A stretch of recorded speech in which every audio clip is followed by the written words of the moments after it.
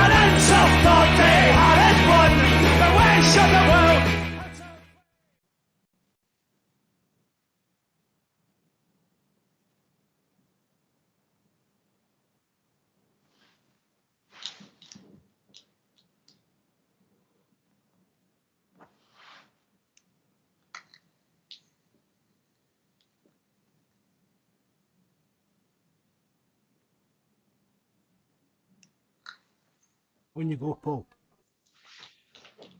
Hello and welcome to episode 63 of Celtic Rumours TV, the Bawz and Bovril podcast with your host Mark and myself Paul. On today's show we will look at the latest news around Celtic Football Club, match stats and match reaction to yesterday's 1-0 victory against Motherwell. Celtic's growing injury list is becoming a major concern for Celtic manager, and silent protests inside the stadium. I'll look ahead to Wednesday's game against Ross County, and we will talk about today's Conference League draw against Norwegian side Bodo Glimt. Firstly though, we'll hand off to Mark for a few shout-outs and Hamilton Xmas food appeal. Thanks very much, Paul. Quick shout-outs to Tim Alloy, a Glasgow Green, Rich and his family, and Campsie boy recently lost his mum, and also wee John, United Ireland, who, you know, in the podcast a few times, I'm going to mention him again later in a minute, but he's got a couple of bits of bad news at the weekend, so hopefully they've all get by. I mean, it's a tough time for people at Christmas and that, especially when but we know what these guys are getting through, Paul, know what I mean? So hopefully they've got a wee bit of peace or Christmas and just to get their chin up and enjoy themselves. Celtic are close to agreeing a deal for Frontale's defensive midfielder Weir Hetty The 24-year-old met with club chiefs last week where he expressed his desire to move to Scotland. Celtic have also continued talks with Yokohama for forward Dejan Mita and Gabor Osaka midfielder Yokosuke Hideyushi. It's understood that they are working on these deals and Celtic are keen to get these players signed up and in the door early. Transfer window starts in January. The Celtic board have sent a letter of complaint to the Scottish FA last week about comments from head referee Crawford Allen. The head of the Referees Association spoke last week on BBC about the referees Bobby Madden and linesman's mistake as they got Kyogo's goal wrong, according to the head of the Scottish FA. We will look at this closely and we will monitor the response from the Scottish FA if there will be any. And of course, big news today is that Celtic will travel to Norway to face Bodo Glimt in the Conference League. Mark and myself will talk about this a little more into the show where we will look at a more detailed view about the Norwegian side. Firstly though, moving on to Celtic versus Motherwell. So yesterday we saw how light our squad was again against Motherwell as the Hoops had no recognised striker in the starting 11. David Turnbull played as a false number 9. Celtic won the game with a 1-0 at Parkhead after a well-drilled set play piece between Turnbull, McGregor, Roderick who also got the only goal of the game. The scoreline didn't tell the whole story as Celtic won full control of the game. A brilliant double save by Joe Hart was the only chance Motherwell really had. Another day Celtic could have a 5-6-0 and Roger could have had a hat-trick. The stats of the game yesterday was shots Celtic had 26 to Motherwell's 9. On target we had 7 to Motherwell's 1. 72% possession to Motherwell's 28. 611 passes to Motherwell's 242. 85% accuracy to their 56. 10 fouls, 14 to Motherwell. 2 yellow cards to all, none to Celtic. Roderick had more shots on goal with 8, followed by Mickey Johnson with 6 and Torben Avadar with both 3. Carver Vickers had the most passes with 89, followed by Starfelt at 78 and Jovanovic at 71. Mark, again, it was a game, Mark, where another opposition goalkeeper seemed to have another great day against Celtic yesterday, wasn't it? I did, Paul. Motherwell made a few good saves. And I was actually surprised, Paul, that we made so many chances. But considering what you're saying here, we played Turnbull up front. And I thought Turnbull played well considering he was playing out of position, but I was surprised that we did make so many chances considering we didn't have a kind of recognised striker. And there's JFP saying on the live chat it could have been 6-0, but it could have been as easily one each. It was one of they kind of games, but I mean, Forrest missed a sitter and that, but as you said, Motherwell had maybe a good wee spell in the first half, but apart from that, Celtic dominated the game again. I thought Joe Hart again, Mark, showed his importance to Celtic with that double saver. Unbelievable reactions back again by him. I've said in my book, my player ratings, Paul, I've said that for me that's a world class save. Any save for about one of the top keepers in England or that pull off that kind of double save. They're getting raved about for it, do you know what I mean? It really was. It shows you again, as you said, it shows you how important Joe Hart is to the team now.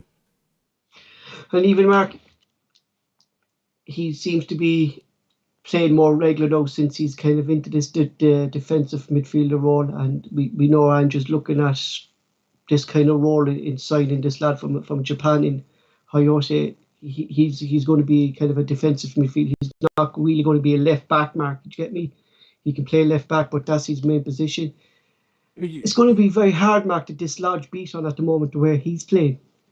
You know? I don't think there's. I've said it before, Paul. I think Beaton, you can't fault him when he's playing in that central defensive midfield role. Crisp passing, everything yesterday again, Mark, was I just, thought just that he made. brilliant. I mean, he made some. There was a few silly stray passes he made, but that really, again, that's just nitpicking. That really is. But it's just, I keep saying it. As long as Ange gets out, he said that he's not a centre back. We can rely on Beaton to be a good, solid player for us in that position when he's called on. I think somebody, maybe the Japanese boy coming in will maybe take his place. We're still waiting to get McCarthy up and first team ready kind of thing, which.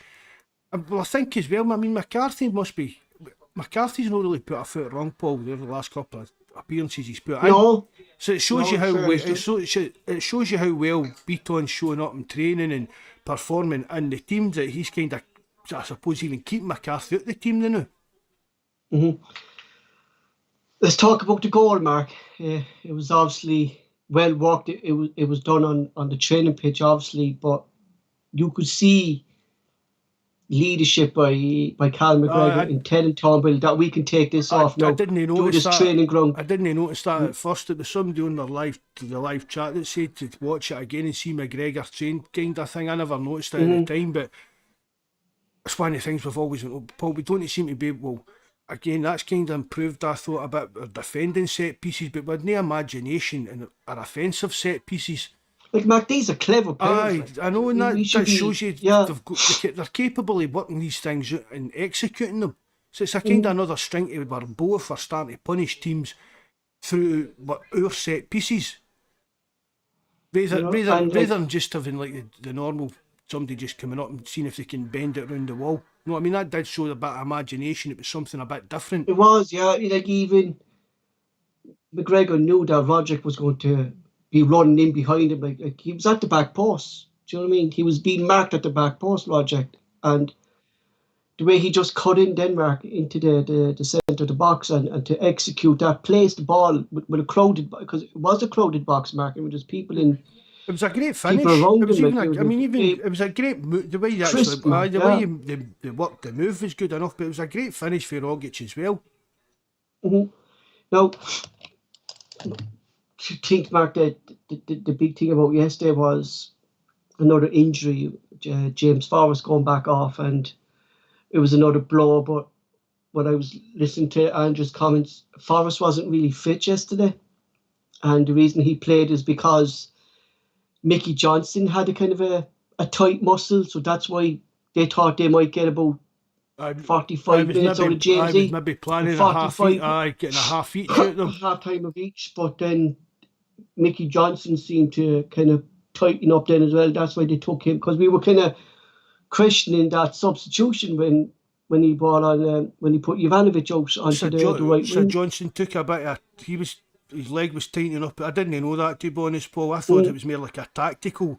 No, he was idea. Actually, and said it that they were planning to bring him on maybe around the 50th minute, rest Jamesy then, but with Jamesy going off so early, they had to take. I know people are kind of panicking a bit and moaning a bit about it, Paul, but Ange said himself he's used to dealing with this when he gets into clubs.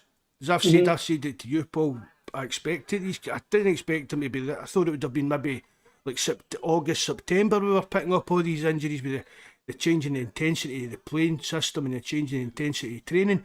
But it's just really getting these players used to playing and training at that high level.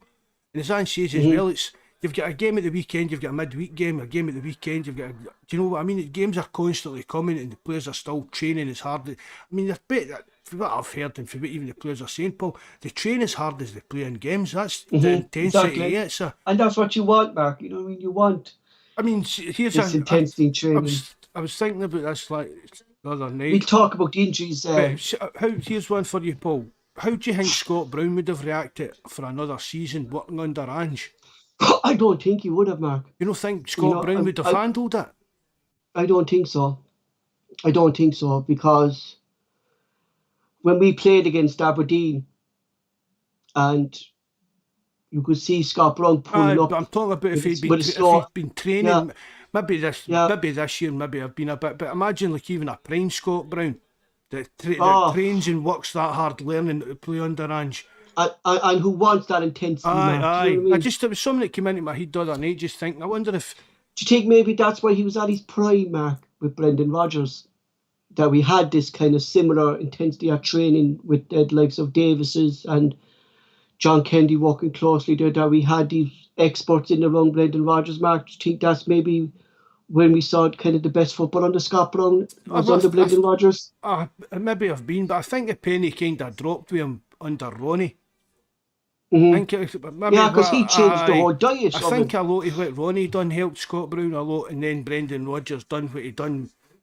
But a lot of what he done at Celtic, he took it to the next level. Mm-hmm. Just what I talked about the partnership, Mark, at the back. Again, look, this is no thing to Welch. He's done well since he came in. But you could see how solid Vickers and Starfelt are together. And I was reading up about Starfelt, and since he's been in the Celtic team, Mark, Celtic haven't conceded a goal since the 3rd of October. Did I not send you that tweet earlier on about Yeah, that? No, yeah. I was surprised at that, but I wasn't surprised, if you know what I mean, Paul, because I made that argument with the guy on the forum.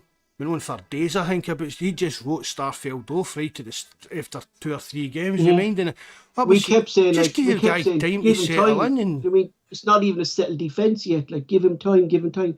But Mark, like the most passes in our team, and you can see now the way Ange wants to play out from the back, that our 2 centre backs have the most passes in each game. It's either Vickers or Starfelt in each game. I'd really like the 2 of them together, Paul. I really do. I just hope we can get Carter Vickers signed up permanently. It really is a must, Mark. I think so. You know, I know people are raging about Yota, and look, I'd love for Yota. I think Yota's a must, like, but Vickers for me, Mark, has like just considering how bad we were in defence last season, Paul, Mark. You know? Because see the thing about it. See if we get right, they're saying it's I said at the time all that story about the 10 million stuff was a lot of rubbish. They said on Spurs were selling him for 5 million last summer if somebody would have paid it for him, Paul. But we know what we're going to get with Carter Vickers. We know what we're going to get with Yota. Right? So get them signed up. There's a buy clause in there for Celtic, right? Of what I believe, Mark, is 5 million. All right, and if Celtic didn't take up that, right, Spurs have an option to trigger another year onto his deal. And that means then, Mark, he'll have 2 years left on his deal. And that's why Spurs then, if he doesn't want to go to Celtic and if he plays well, they can up his value then for this, because he has a second deal. That's why people are saying but that's what's happened. There's a 10 million. That's what's happened in the last couple of summers, Paul. Isn't it? He's kind of extended his Spurs deal so he's remained a player. And I think it's just that Spurs know. See, it's just the thing about Paul, you maybe find it's £5 million and then there may be a sell-on value. I think Spurs have seen that this guy is going to be a player, maybe not for us to know. If we can sell him on, and I don't think they're really maybe bothering that much about the initial fee, Paul, but I think it's maybe like a sell-on clause or maybe having maybe one eye on. Maybe it's something to do with that. But I'd say I'd have him and Yota signed up as soon as possible. Mark, after the game, we had Motherwell manager Graham Alexander said after the game that the free kick that led to the goal was soft. That if that goal wasn't given, that they were still in the game. I don't know what game he was watching yesterday. It probably was soft, Paul, compared to some of the tackles these players got away with. I mean, that again, we keep going on about it, Paul. That referee, that was shocking. And honestly, we and keep saying it's just bias, Mark. There's no bias. No, it wasn't bias. It was just total utter incompetence. I mean, people going about the bias. For me, that one yesterday, you couldn't accuse me of being biased. You could just accuse me of being rank rotten. Yeah, like, and I'd never really heard him. I'd never really even heard him, Paul. No, and this is my first time kind of seeing him, but. Ewan Anderson, that was his name. I've never really heard of him before, off the top of my head. I would need to go and... Jonas now would be a good one out to ask about that. Maybe he kind of ref down the bottom, kind of the table and the mid-table matches. But really, yesterday, some of the challenge Motherwell players were putting in were... They were dirty challenges, Mark, and they were tough challenges. Like, you know, And then, if they connected there, Mark, there was leg breakers, like. and then some of the fouls that we got against us were, if it'd been other, do you get what I mean? There were soft fouls going one way, and then rough. Probably a couple of them are probably yellow cards, Paul.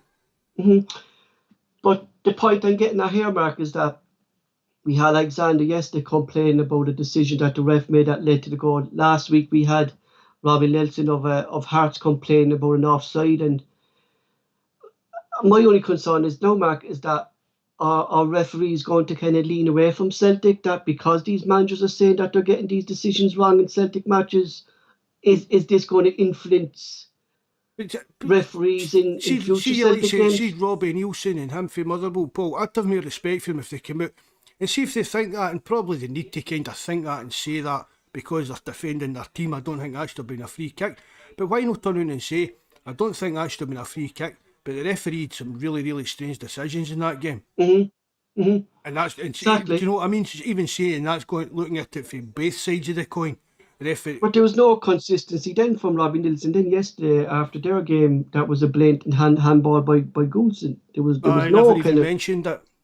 Never even mentioned that, Denmark. So that's what I'm trying to say. Like, is this going to lead the referees against making decisions? Because like there was decisions yesterday, Mark, that should have went Celtic's way, and they didn't go Celtic's way. And I was thinking, do you think maybe that was because of last week that these decisions weren't given? I don't know, Paul, but I mean, some of them are blatant. Yeah. Some of them, Paul, in any game of football in the world, you would get booked for them.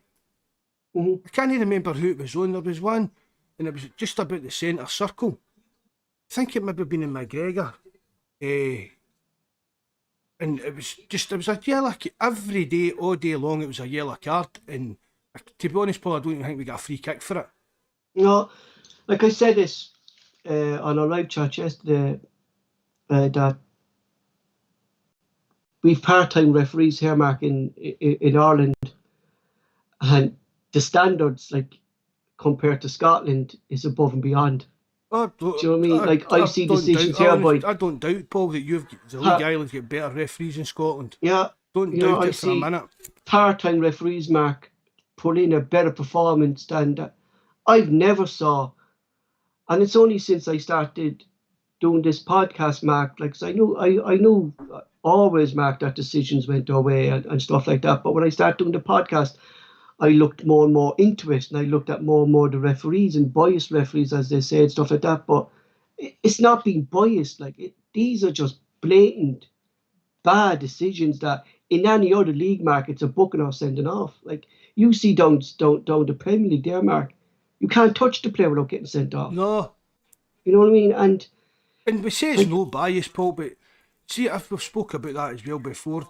And to a certain extent it is. I mean, it is, Mark, if you're running on that pitch and you're a Celtic supporter, you're running on there with the best intentions of the world to try and be fair, but your subconscious, do you get what I mean? Your subconscious is still eating away. Because if Celtic did these tackles, Mark, yesterday, you're guaranteed that your car was coming out without a doubt. Oh, 100%.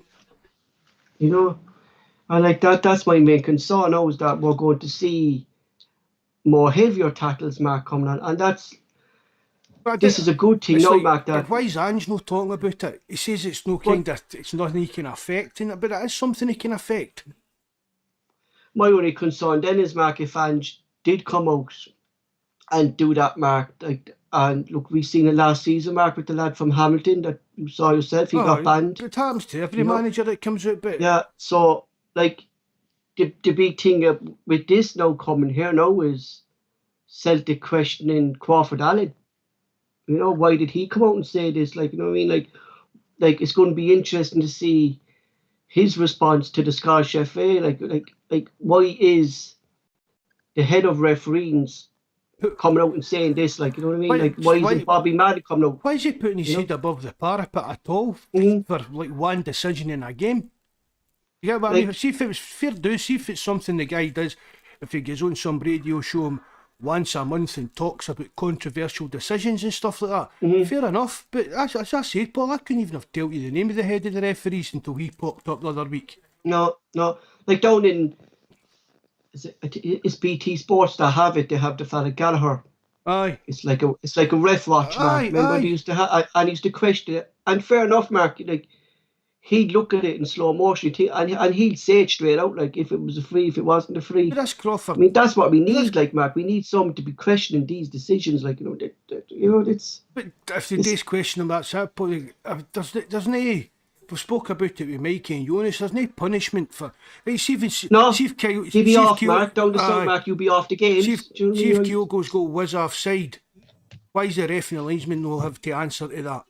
Do you get what I mean? Yeah. See if that wasn't see if that was a soft free kick. Why is the referee no there to explain his decisions, kind of thing? There's no comeback to the referees. Mark, the kind There's of no punishment for them making a pure hash of the, games. the rule of the game, realistically, Mark. This is my thought. Like, if in doubt, you have to kind of give the benefit to the striker. Do you know what I Aye, mean? aye. Well, that was the You kind know, of and general consensus in football for yeah, years, wasn't it?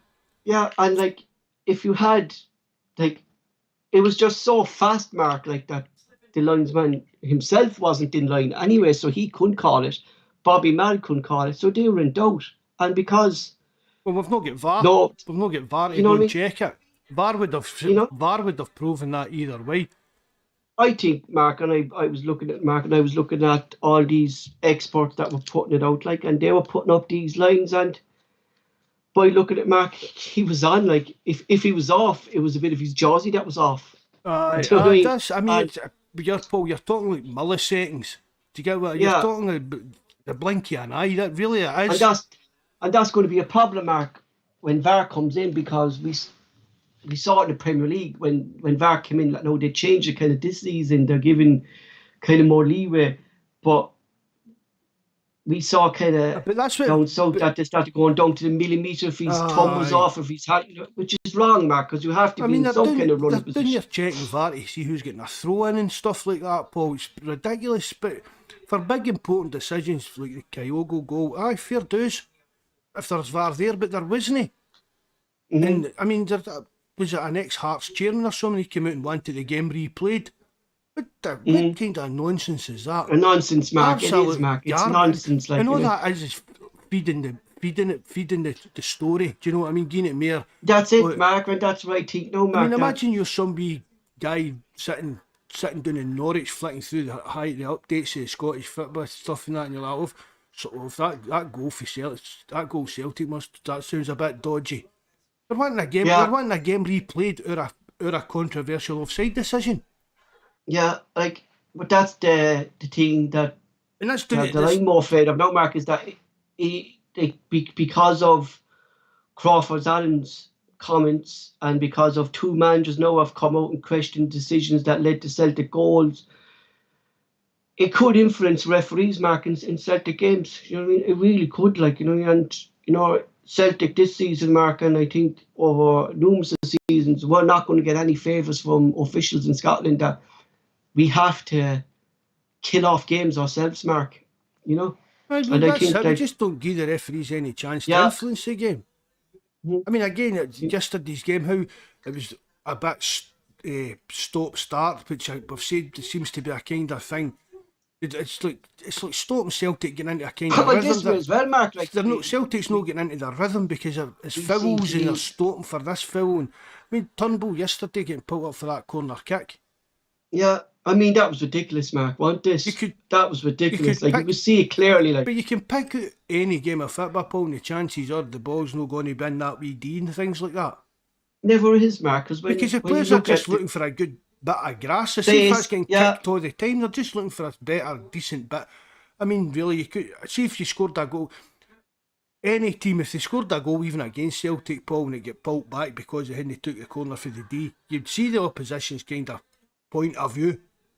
hmm like I was looking when I saw that decision, Mark. I was just looking, going, "What in the name of God is this referee doing?" Like, you know what I mean? Jesus, like I just couldn't believe it, Mark. But that's how Maybe he bad. was auditioning for the Derby game, Paul. Definitely doing something like I'll give these things against Celtic there. Like, give me the Derby match.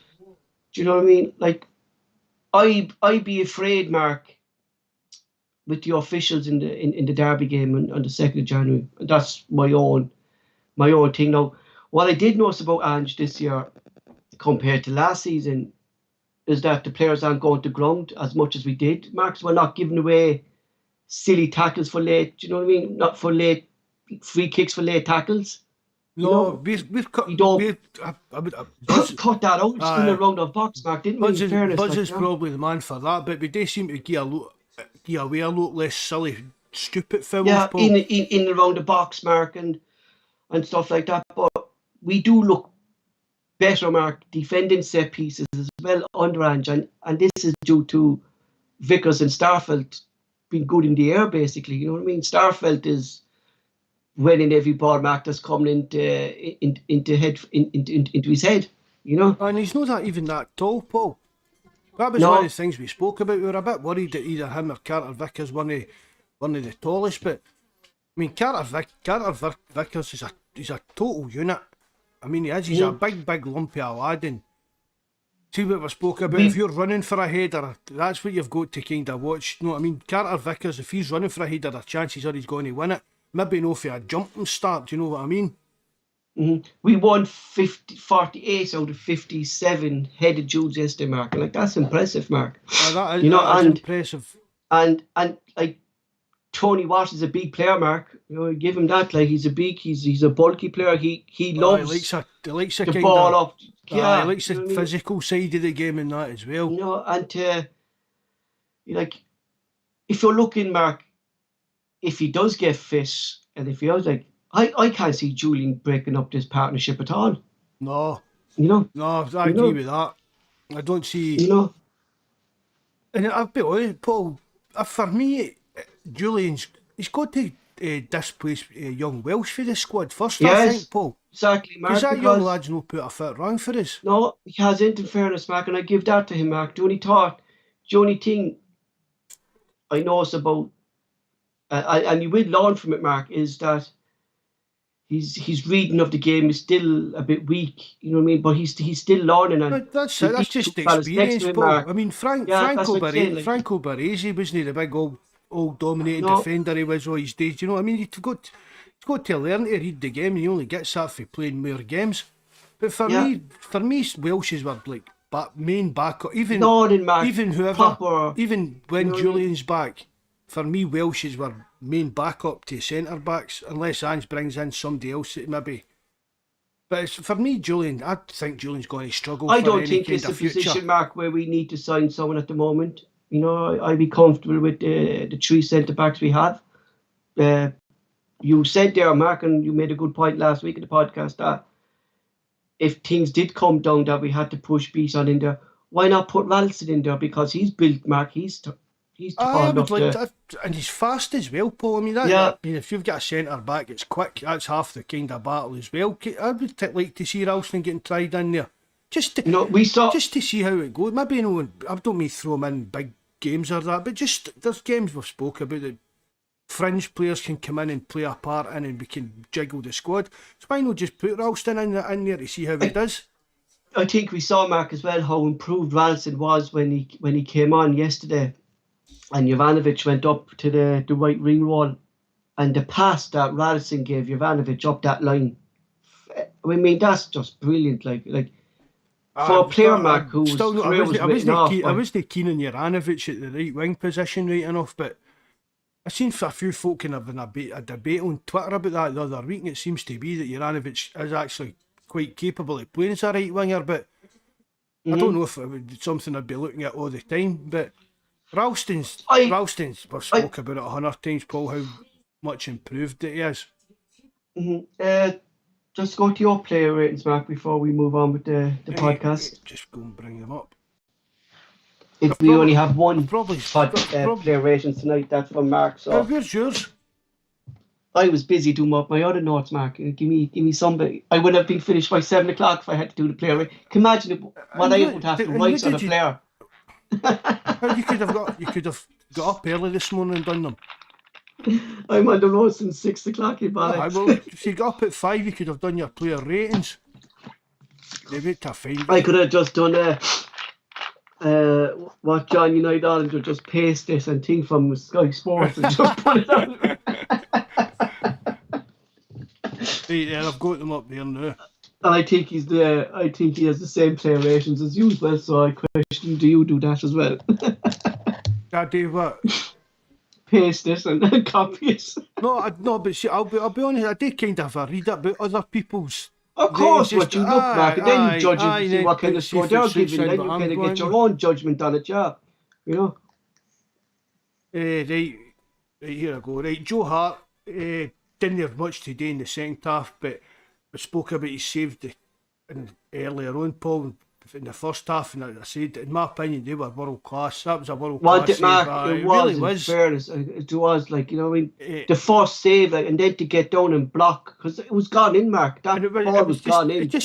I mean, he just kind of lay, one time he just kind of lay there and stretched out. It was a great save.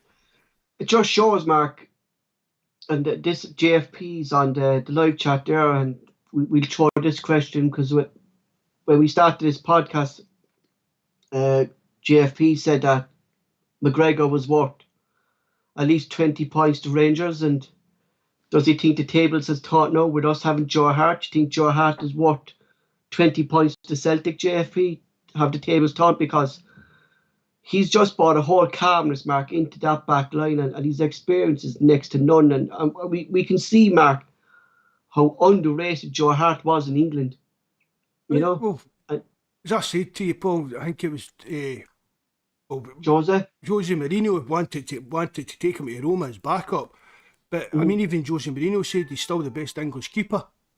And Without doubt, Mark. I think he's proven it. He really is. I know people doing in England and that, but he's no playing against all these world class strikers. And doesn't matter what striker you're playing against. That save yesterday was straight out the top draw. I think Joe Hart needed to know, Mark, that he was number one, that he was appreciated in Celtic, and he was appreciated by the fans. Like, it goes a long way to confidence as well, Mark. Do you know what I mean? I feel a wee bit of kind of love and want it and Yeah, important kind of thing. Because we've said as well, he's a big personality, Paul. He'll be a big personality in that dressing room. And young players will learn for that, learn for him as well. And, especially from the young goalkeeper, Mark Toby. but just not even. On a Wembley. But the young keepers not will learn from him like how to play the position of goalkeeper. But his actual influence on young players and his professionalism, that will rub off on I heard young he was players. a big help to Mickey Johnston's mindset in his injuries. There you Joe go. Hart kind of focused on him when he was injured, and he used to go to the gym with Joe Hart. Johnny's with a bit rehabilitation, Mark. He used to go to the gym with Joe Hart, and it was Joe Hart that helped him along with kind of like. But It was kind of like a storage thing, Mark. It was kind of more in the head than psychologically. psychological thing like that, you know. And JFP says that Joe Hart is the sign of the sea. I would nearly think so, Mark. For 1 million, just what we signed of him, Mark, experience alone is 1 million is nothing, Mark. It's a great signing. It really is. And if things work out the way we want, Paul, for me, he's got to be a contender for Player of the Season. I mean, really, that save yesterday, because at that point, Paul would have went to 1-0 down. And they would have went 11 men behind the ball. Exactly. So did he win as the 3 points or save as a or whatever? That was a really, really important save, Paul, a crucial part of the game, because we know how things can go when these other teams, they just can't put in their 18-yard line. It's going back to what you just said there, like that he didn't have much to do, but when he did, he was there, and like it's very hard, Mark, for that's the signs a goalkeeper who's not been in the game. Like, do you know what I mean? That's a kind of sign of a class keeper, but into it, Paul. Yeah, the level of concentration, Mark, throughout the game. I've said it before, Paul. If you're playing at a big team that dominate games, if you're like your Celtic, your Rangers, even your kind of Barcelona's, Real Madrid, and that, you've not got a lot to do in games.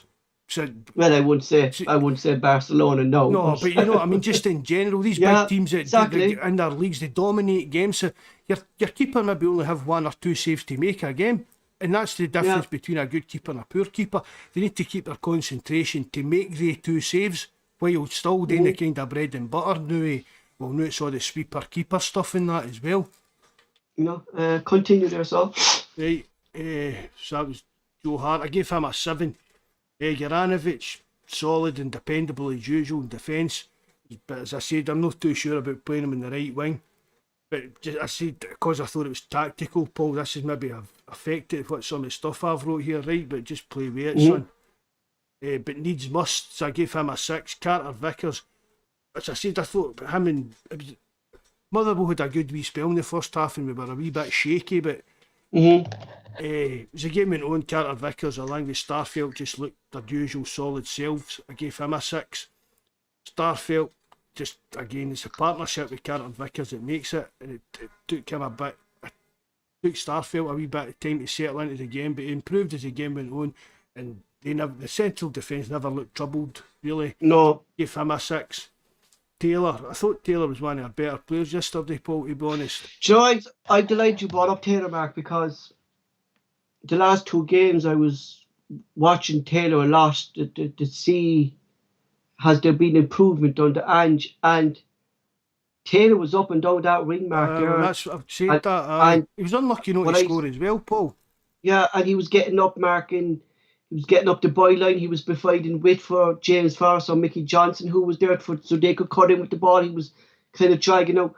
And I'm seeing a big improvement in Taylor, Mark. And the more I'm seeing him, Mark, do you think he's getting more and more like when we started podcast, we were talking about injuries and we were saying that the intensity of the thing. Do you think Taylor's getting more and more used to Ange's system, Mark, this inverted fullbacks and being able to play that role? It must be. Just to say, it does seem to be a bit, not meaning this to sound, I'm not glad any player gets injured, even opposition players, but maybe the injury done him a wee bit of good. Think that take, have a wee time away for the team and maybe while he was getting fit, like study what Ange was getting, do you know what I mean? Study what the system was and how we could do things better, but I know I've always stuck up. Because at the moment, Mark, you could say Taylor's the number 1 left back. Really, I think he is. Because I honestly thought Skills would have started there, Paul. Because I don't think he'd done anything wrong for his chances, but Ange seems to like Taylor, so fair play to him. And plus, Mark, like we don't see what's going on in training, Mark, do you know what I mean? So Ange must see something that he can work with Taylor that we haven't seen the last couple, because look, we've been critical of him, Mark, that he hasn't been able to get used to it. But the last 2 games, Mark, I can't fault Taylor that he's played in since he came back from injury. He's getting up and down the wing. He's showing a bit of pace. His passing is brilliant. As you said, he could have scored yesterday.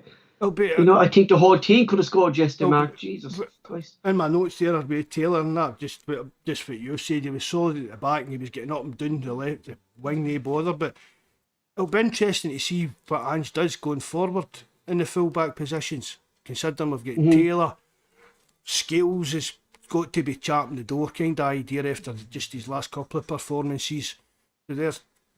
So I talked to you about Scales, Mark. But then you've got Juranovic, Ralston's back to play right back. So like, we've exactly, got a lot Mark. of choice there. There's a lot of choices there. Like, I mean, does Ralston come back into the team next week, and does Jovanovic go up to the left? Exactly. Do you know what I mean? They're big questions there. Like, these are dropping Taylor, and Taylor's not done anything wrong. He wasn't being dropped, but don't get us wrong, Paul. It's a good problem to have. Yeah, that's what we want. We want that in every position, Paul. For the last 2 years, Mark, we had problems in these positions. You know what I mean? Want the competition, quality competition in every position, so that players that are playing, knowing I need to play well, or I'm out the team. Well, there we were talking about Juranovic on the last podcast. Does Juranovic automatic be Ralston being out the team? Is that Ralston needs to displace Juranovic now? Well, Mark, when Ralston came on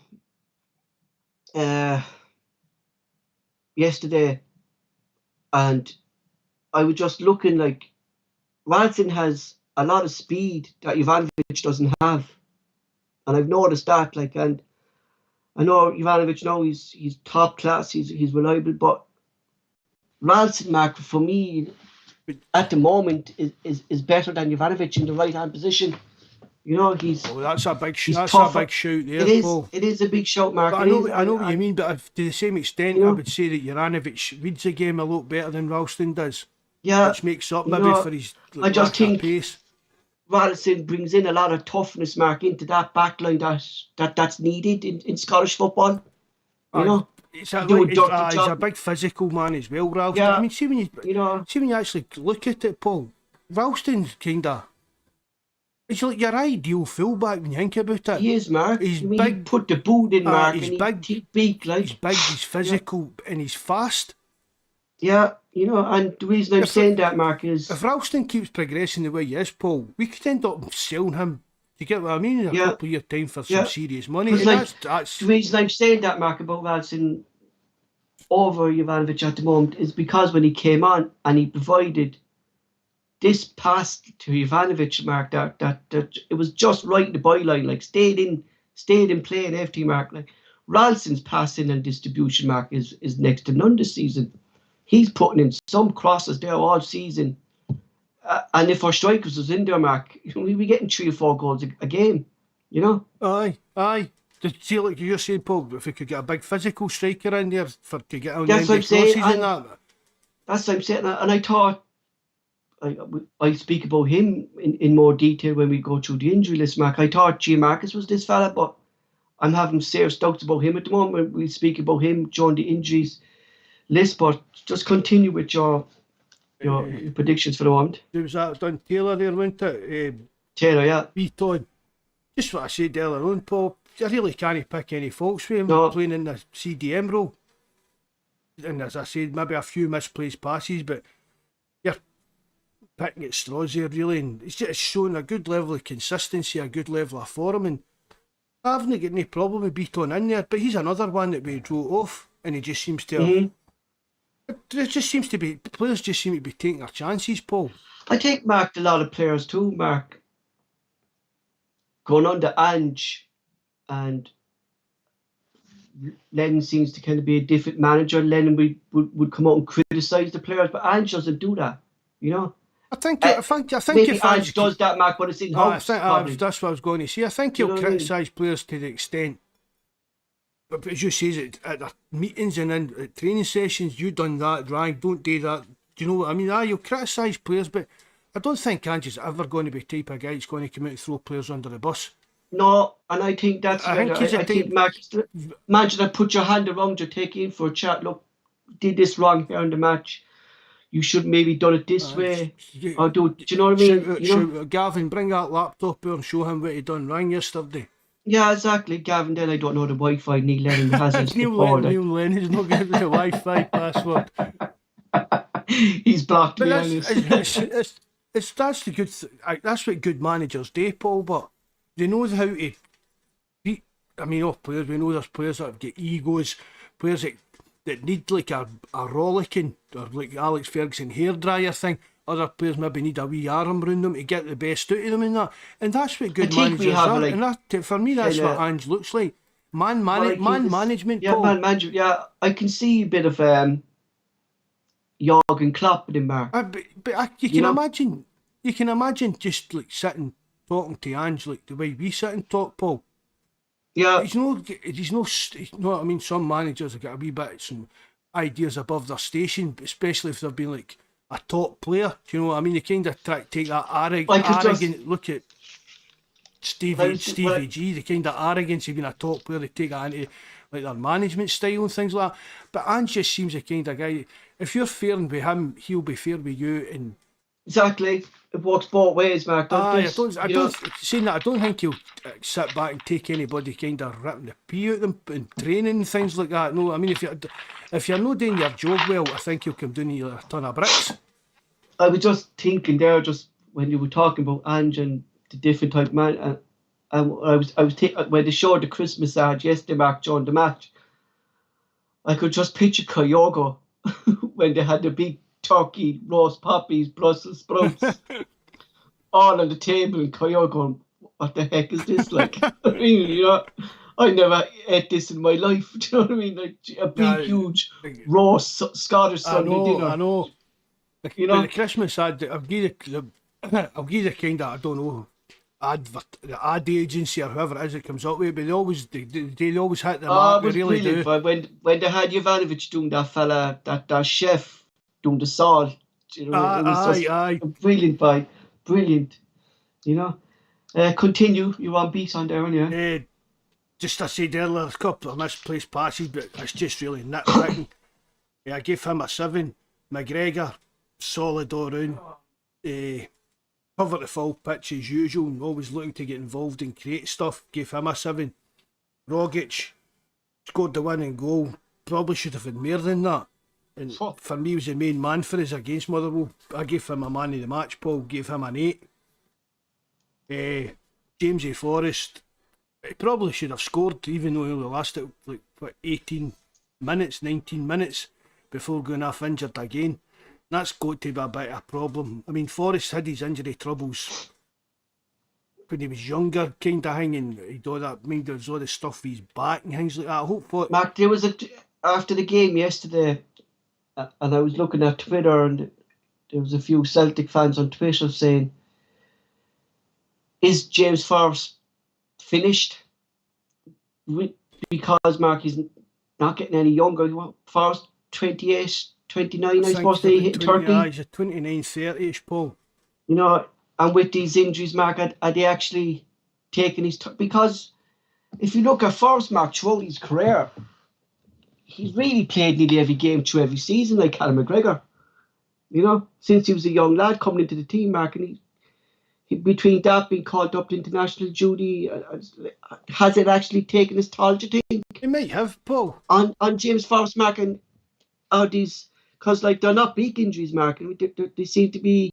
No, and that's the thing. That's one of the things. That's one of the things I was going to say, Paul. It's a player. You can't help a player breaking their leg. You know what I mean? To me, they're kind of freak injuries. But when players are constantly picking up these wee niggly injuries that are keeping out for a few months there, and they'll come back for a couple of games, and then they're out for another couple. And this was never an issue with James Forrest, Mark. But it was when he was younger. Forrest did pick up a lot of injuries when he was younger. Yeah. And I've spoke about this on the pod before. No, it was something to do with this thing. People still laugh at this. It was something to do with that. Is it sciatica you call it? And it was something to do with the car that he was driving at the time was causing him a lot of problems. Yeah. Because the car was that kind. It must have been one of the fancy ones. It was so low down and all that, and that caused him a lot of problems. And I don't know if that was. It must have been before Ronnie came in. Surely that they twigged on that. But do you think, Mark, that maybe that these problems are starting to come back again and hitting him, like, because it is a concern, like, because he's not even back, no, Mark. What I said earlier. 2 games and he's out again. Just what I said earlier, Paul, man. Players need to get used to this kind of intensity, the training and the intensity that we play games at, and it's going to take its toll. Maybe Forrest's just going to take longer to actually adapt to that than some of maybe the younger guys. I mean, James Forrest, I mean, I'm not saying James Forrest finished kaput kind of thing. James Forrest... No, not put it that way. James Forrest will still have a lot to offer Celtic, but it's just a case of getting him match fit and Stein fit. Moving on. Forrest, you want to stop that? I'm flicking from screen to screen here, right? Forrest, I gave him a 2. I couldn't really say much else about him. No. Turnbull, it was weird to see him playing up front, but to be fair, I thought he had a good game. He was always looking for the ball. He was always available for the ball, and he created a good number of chances for other players and himself throughout the game. That we should have scored more goals for, probably. If Turnbull had been playing with a striker on the par, we'd have probably scored more goals for the way he was playing. They set up Rogic for a goal, a well-worked free kick. I gave him a 7. Abida, I thought he'd worked hard, he ran about well, and he showed we've spoke about it, that burst of speed that he had when we first saw him. He kind of showed burst signs that he was getting that back again, but his decision making, and it's still a bit suspect for me, Paul. He's a rough diamond, Abida. I know he's only young, he's only 20 and things like that, but it doesn't seem to have get any better than he did when we first saw him. I mean, the first few games of the season for me, Paul, I'd probably say Abida got me more excited than Jota did. Yeah. If you think back, maybe other guys on the live chat will disagree. When we had Barry on the podcast, Mark, even before we signed Jota, Barry was ecstatic about Abida, how young he was and how brilliant. And Mickey as was well. raging about him and everything. You know, and it was true on, was it Stubbsy Horse said it, Mark, on the live chat yesterday about Aberdeen, that he doesn't run to the byline anymore. No, You know? I noticed that and as he well. kind of cuts in a lot, like. Oh, So, you're the one that follows all this tactic stuff, Paul. Is that yeah, what Angie's telling? Is that what Angie? Because that was the way Forrest played as well, wasn't it? This is down to the influence of Radisson in the team. That Radisson is there beyond Abada, and that's why Abada isn't running down to the byline, because Radisson is there. And yesterday we saw with Taylor. Taylor was actually down beyond Mickey Johnson yesterday. So Mickey Johnson was there to cut in and create these chances or pass them out to the edge of the box. Like people are criticizing that he's not running down, but when he runs down, Mac, he's nowhere to run because himself and Radisson going to be crowded. Maybe he's only doing what he's been told today. I mean, yeah, say that, like, he should be doing this. To do, Mark. This is what, and this. What do they call it? They call it Ange ball. This is what Ange ball is. You know, Ange wants his inverted fullbacks, Mark, to be up the pitch. Like, they're providing the width. Abada doesn't provide the width. Abada's there to receive the ball or give the ball to Radisson. That, you know, Radisson's making the space. Do you get me? I know what you mean. And see the thing about we're saying there, see Forrest, that would suit Forrest down to the ground. Because we've said the same thing about Forrest for years. He always cuts in with the ball, so that would even. Like, this is it, Mark. Like, you're practically making a front line of nearly 8 players. You know what I mean? You have Radisson, Abada, Roger, Turnbull, McGregor, Yotta, Taylor. That's practically your whole team. Up there, Mark, Beeson is providing the cover, which that's his position. And then you have Starfelt and Vickers then to cover that, the three. They kind of form a back three, Beeson and Vickers and Starfelt then. And the rest of the team are just pushing forward. Attack, yeah. You know what I mean? It's like a full team that's attacking. And that's why I think Abada's not, maybe, I think Ange told him, Mark, that he doesn't need to be down that byline. That's not his position. That's Radson's position, to get beyond you. You know? Oh, you might be right. You might be. You know, and like, because I was looking at Mark, and we've been I think a lot of Abada's game, Mark, is to do that, to push down that byline. And he's not used to maybe cutting in, Mark. Do you know what I mean? You know? Well, he'll learn, because we said he's only a young guy. 19, yeah. You know, I would rather my wingers were like, if your wingers are running at the fullback, Paul, I'd rather the fullback's no sure. Is he taking me inside or taking me outside? Yeah, I think our wingers now, under Ange, our wingers at the moment under Ange are Taylor and Radisson. You know, because they drag out the left backs, Mark. They drag them out, like, and then it's freeing up Abada then to create a pass then to maybe Kyogo, Roger or Turnbull, who's in there. I mean, that's he's not really doing that either. He's not doing that. Yeah, that's what I mean. His decision making is just. Is he still getting used to this system, Mark? That Ange, like, he's never played in. I don't think any player has been played in this formula that Ange. Like, Ange did make up this formula, Mark. Do you know what I mean? No one heard of this, like, so. I think Abada's only learning. Well, it's just let's look, right. I know I can't even remember how much did it cost us, Abada, Paul. About 2.5 million, Mark. I think. Yeah, I suppose that's maybe a lot of money but it's not in the in the bigger scheme of football transfers, Paul. It's not much. We've wasted a lot more money to own that than other rubbish players. You know, and. I mean, you can tell that he's got to making a really good player, especially with his pace, because pace is a big part of the modern game. So, see, if I imagine he just came through our kind of youth system and he was sitting at that level now, would you accept that? No. You know, I mean, I'm going to. Well, I've still got my Mikey Johnson. I've still got that, but compared to that's what I mean, Mickey. Right, so I'll get right there. As I said in the last pod about Mikey Johnson, Paul. He's a current whipping boy, but for me yesterday he put in another good performance. I think, Mark, and I was looking at him yesterday, Mark, and he runs his bollocks off. You can see him. And I know, lads, I've been critical of him as well, but just going by what I was saying, Mickey Johnson has never been with a manager, Mark, that has actually sat him down and given him a style of play.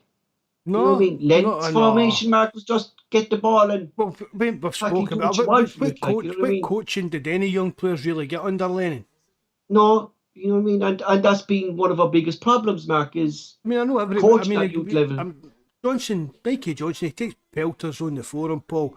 He takes pelters on the live chat. But he's had bad games for Celtic. He's been I think, injured. Mark, But like with give him a Yasser now chance. being injured, and if this injury was only taking him off, yes, there was only precaution because Ange knew that he wasn't fully fit himself.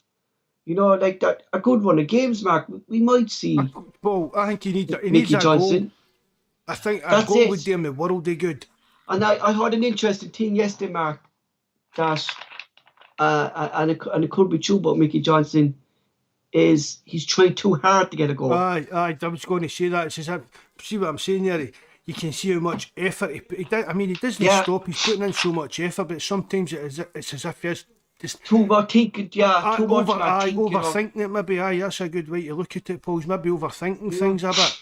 But I just wish sometimes it's just like, fans would lay off, especially young players, Paul. I've spoken about this even for as long as you've known me on the forum and everything, Paul. These young players, they've got to make mistakes. It's part of learning. I mean, but Joe Hart wasn't as good as. Do you get what I mean? Joe Hart wasn't as good a goalkeeper now as he was when he was at Mikey Johnson's age. That kind of thing. You've just got to give these young players a chance, and then when they do make mistakes, just forget about it. Just a good example, Mark, was of overthinking is Liam Scales when the ball came to him outside the box, and he said his first instinct was to hit it. You know, not to think about it, not to dwell on the ball, just hit it. And if it goes in, it goes in. And if it doesn't, who cares? Who cares? Who cares? yeah, It doesn't mean anything. you know what I mean? And that's the way it should be, like, you know. And But see if Mikey Johnson had taught that pass, Paul, it would have been everybody. What's he doing? He's garbage. He should never been. yeah, Things like that really annoy me. I think under Ange, Mark, It's fair enough, Paul. and we saw with Bawz and Mark, every player needs at least a chance this season to see what they can become. They've got to get a chance. Except a Yeti. Well, maybe that, but they've got to get a chance because it's for me, Paul. If you're walking in with the kind of what is it we call it, the remit of Ange, is that the right word? Like the remit of your job, kind of thing. You've got to say just to everybody, it's a clean slate. Right? You maybe be this, you might. You know what I mean? Or you get wrote off. You're too lightweight. You're this, but. Let's see how these players progress under Ange. Look at Ralston. Look at Beaton. Even Beaton at what, 30, 32, 31. Look at Rogic, Mark. Rogic was going to be sold last season by Neil Lennon. You know, and we were saying, Grant, take the money. It's good business to get rid of Rogic now. Do you know? But looking back now, Mark, we won't be able to break down teams without Rogic this season the way Ange plays. Rogic has been like a new signing, Paul. Fitness-wise, everything. Mark, see, we Kev 83 it says it all the time. We're now seeing the Rogic that we wanted to see 3, 4, 5, 6 years ago, Paul. But and do you know why that is, Mark? We knew he had the ability, it was just he wasn't delivering. No, and I think it's because, Mark, we now have a manager who knows Rogic himself, being Australian, and knows the type of player Rogic is, and I think Ange knows how to use Rogic. Playing him in the right position, Mark, behind the striker. Because that's practically where he's playing, Mark, behind the striker. But every manager we've had previously has done that with him, Paul.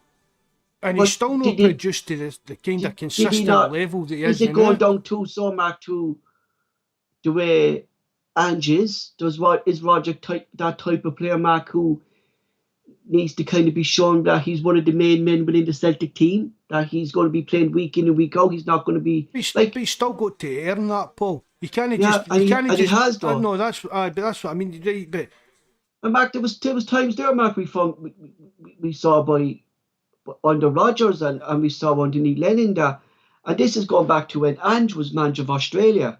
All right, Roger was playing 90 minutes for Australia, but he couldn't play 60 minutes for Celtic under Brendan Rodgers. No. Do you know what I mean? And you question, like, we were always saying, is this fitness-wise? Then is this done? But why was he doing this under Ange in Australia, and he wasn't doing for Celtic? Like, but why? But Paul, you're saying why? But why was he not doing it under Rodgers? Why was he not doing it under Ronnie? Why was he not doing it under Lennon? Well, that's what I'm saying, Mark. Was it because they were taking him off Mark's date? Why they putting into his head, Mark, that taking him off after every 60 minutes of a game, saying you're not fit enough? Do you know what I mean? To be honestly, Paul, I'd Rogic doing as a waster. I'll be honest. Because everybody knew he had ability. Taking the wage, Mark, because we were saying he's taking the wage for the likes of Luca Khan to step up, Shaw to step up. Do you know what I mean? Every Celtic fan knew that he had all the ability in the world. And I don't know, it might even be JFP that says all the time, if Rogic had pace, he wouldn't be here, man. I think it's JFP that says that. And that's true.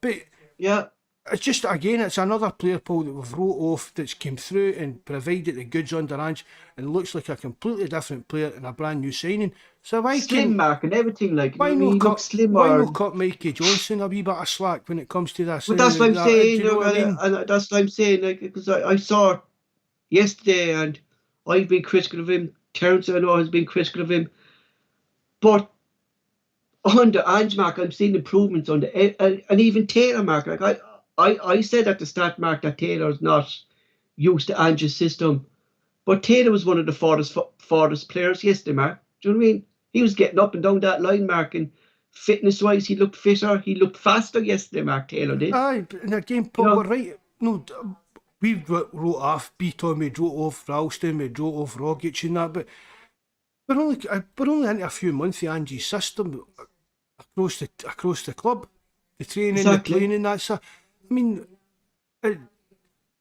how will I put this? Just the difference in the club and the team is night and day for last season. Oh, well, don't, man. We're only December. There's a buzz back, Mark. Like, there's a buzz back to looking forward to watching Celtic, Mark. I remember, Mark, last season, like, where I was on you, like, texting you, like, and you text me, are you going to watch the game? Like, that's no question. I'll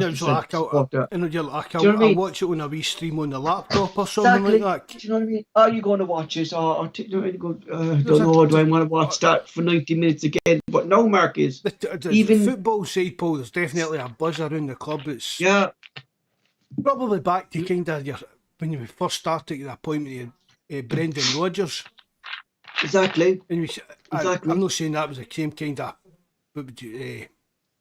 big name management announcement. I'm talking about the actual football and the team. Football and wise, Mark. Yeah, it was next to none. Like, even at start when Ronnie came in. I mean, what was it?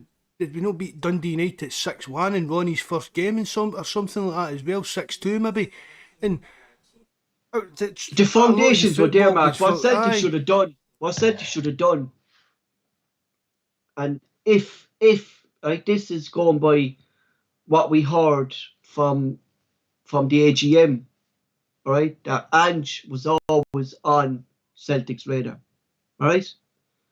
So the right thing to do by Celtic there was Ronnie Doyle laid the foundations for Brendan Rodgers.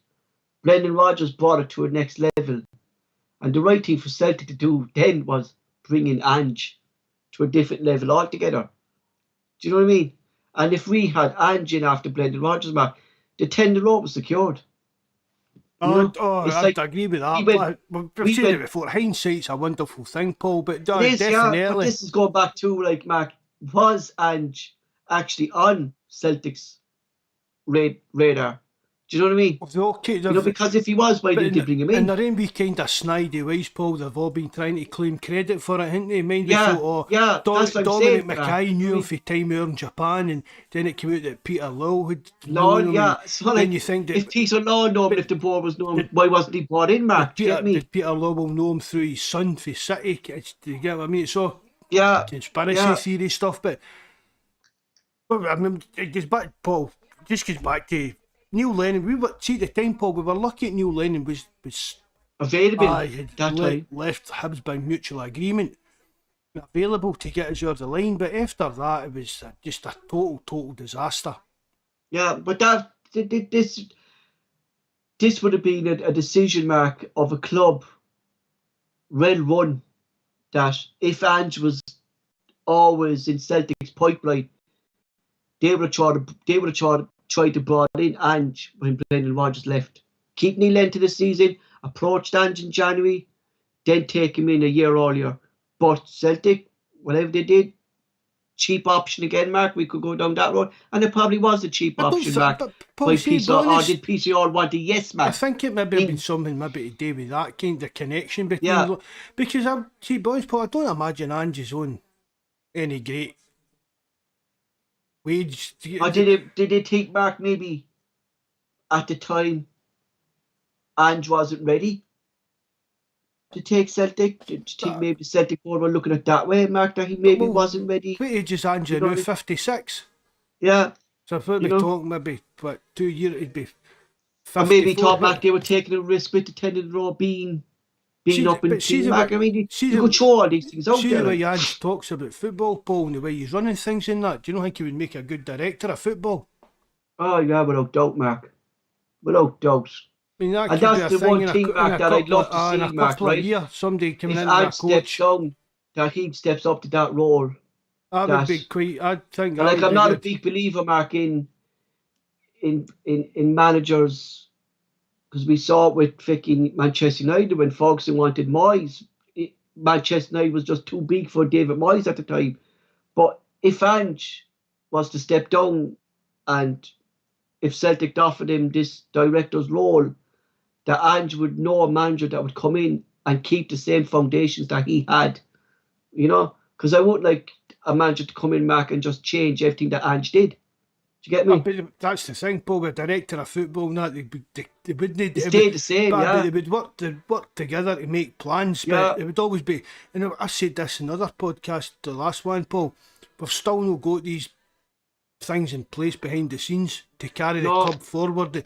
Right, we're all excited about the way we're playing football and the players we've got, and if we can get Jota and Carter Vickers signed up, who's coming in January. But the same questions behind the scenes are still the same. And this is something with JFP on the live chat. We know how JFP feels about the board and that. So, what do you think, JFP? Are you happy with the way the club's been run still, without him getting into this thing with the Polish guy? But you've always had a lot to say about the board, JFP. So, do you think are we still kind of in limbo? Oh, we've got a good manager and we've got a good team, but behind the scenes, it's still a shambles. Mark, this is just totally off topic, and it just came to my head there that we were just talking there about. When T came in, Dominic McKay came in. He said he was talking to other clubs about how they're running and stuff like that, And one club he said he spoke to was Brentford, all right? And I was reading a thing that Brentford's have two director of footballs, right? They've Phil Gills, and they've a fella called Ramos Atkinson, who's actually stepping down from their role at the end of the year. Now, this is just pure me just thinking back to Dominic McKay. Do you think, is there anything there, Mark, that maybe Celtic could be looking at this fella Atkinson at the end of the year, or is it just pure me just putting these conspiracy things into my head? Or well, if it's Dominic Guy that said we were looking at Brentford, probably that's how you get booted out the door. Yeah, that's what I'm saying. I mean, really, but that's how we came in, Mark. He said he was looking at Brentford in this big, huge model, that it took them years to kind of bring Brentford to this club that they are now, Mark. Celtic shouldn't be looking at Brentford, Paul.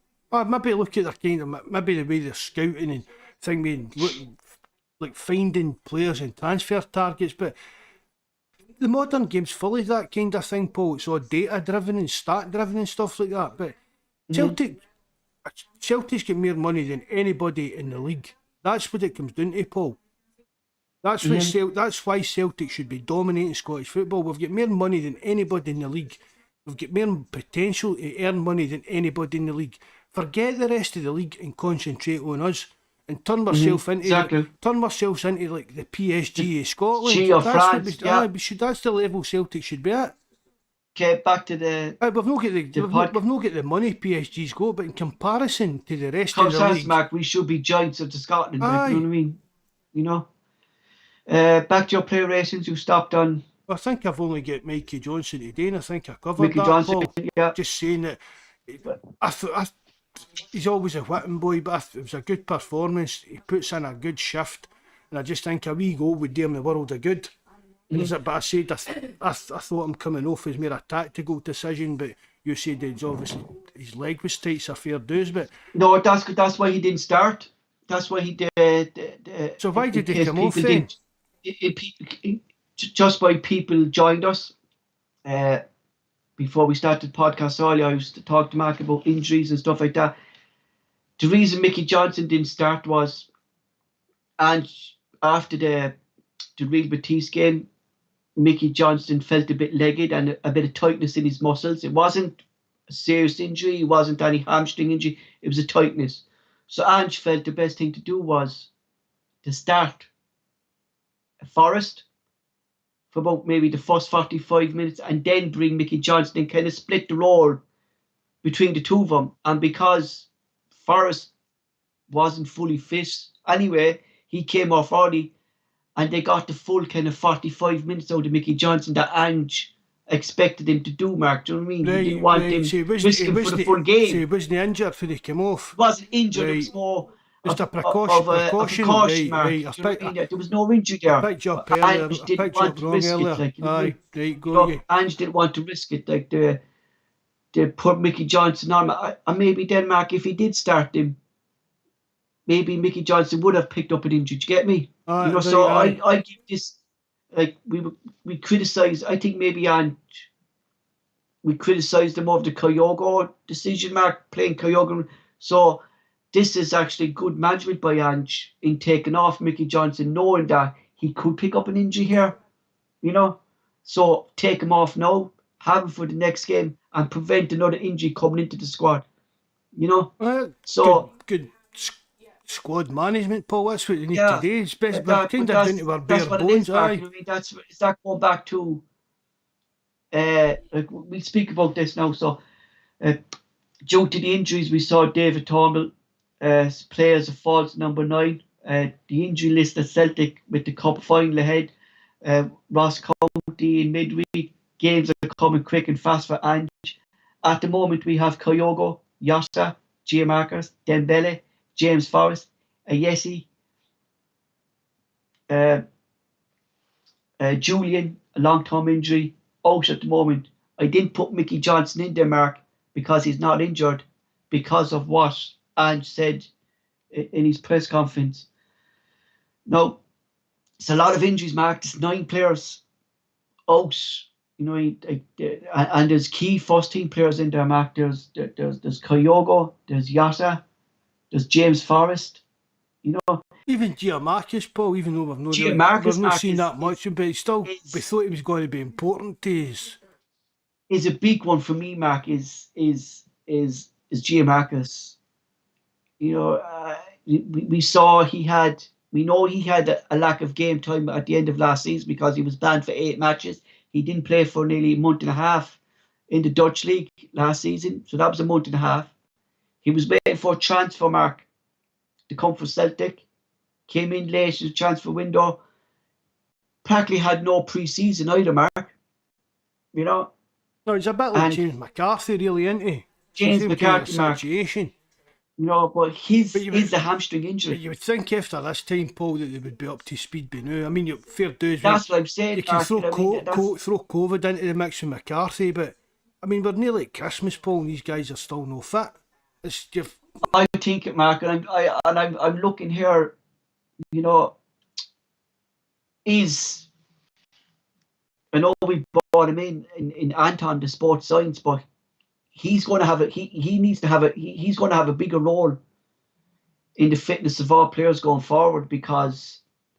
No, take time for that to. It take time, Mark, to click in. Take time to it click is in. concerning, Mark. These little niggling injuries like Kyogo was tightness in the hamstring.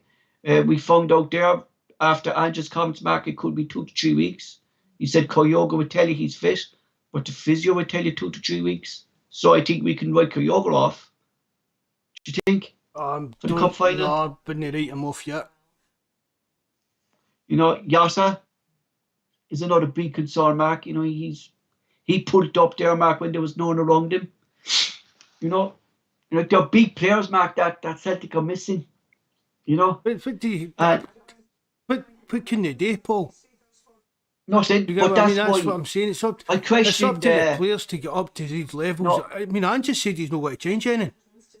No, but I was looking, Mark, and I was critical on the live chat on Sunday about this new data we brought in that puts you as a player of risk of injury.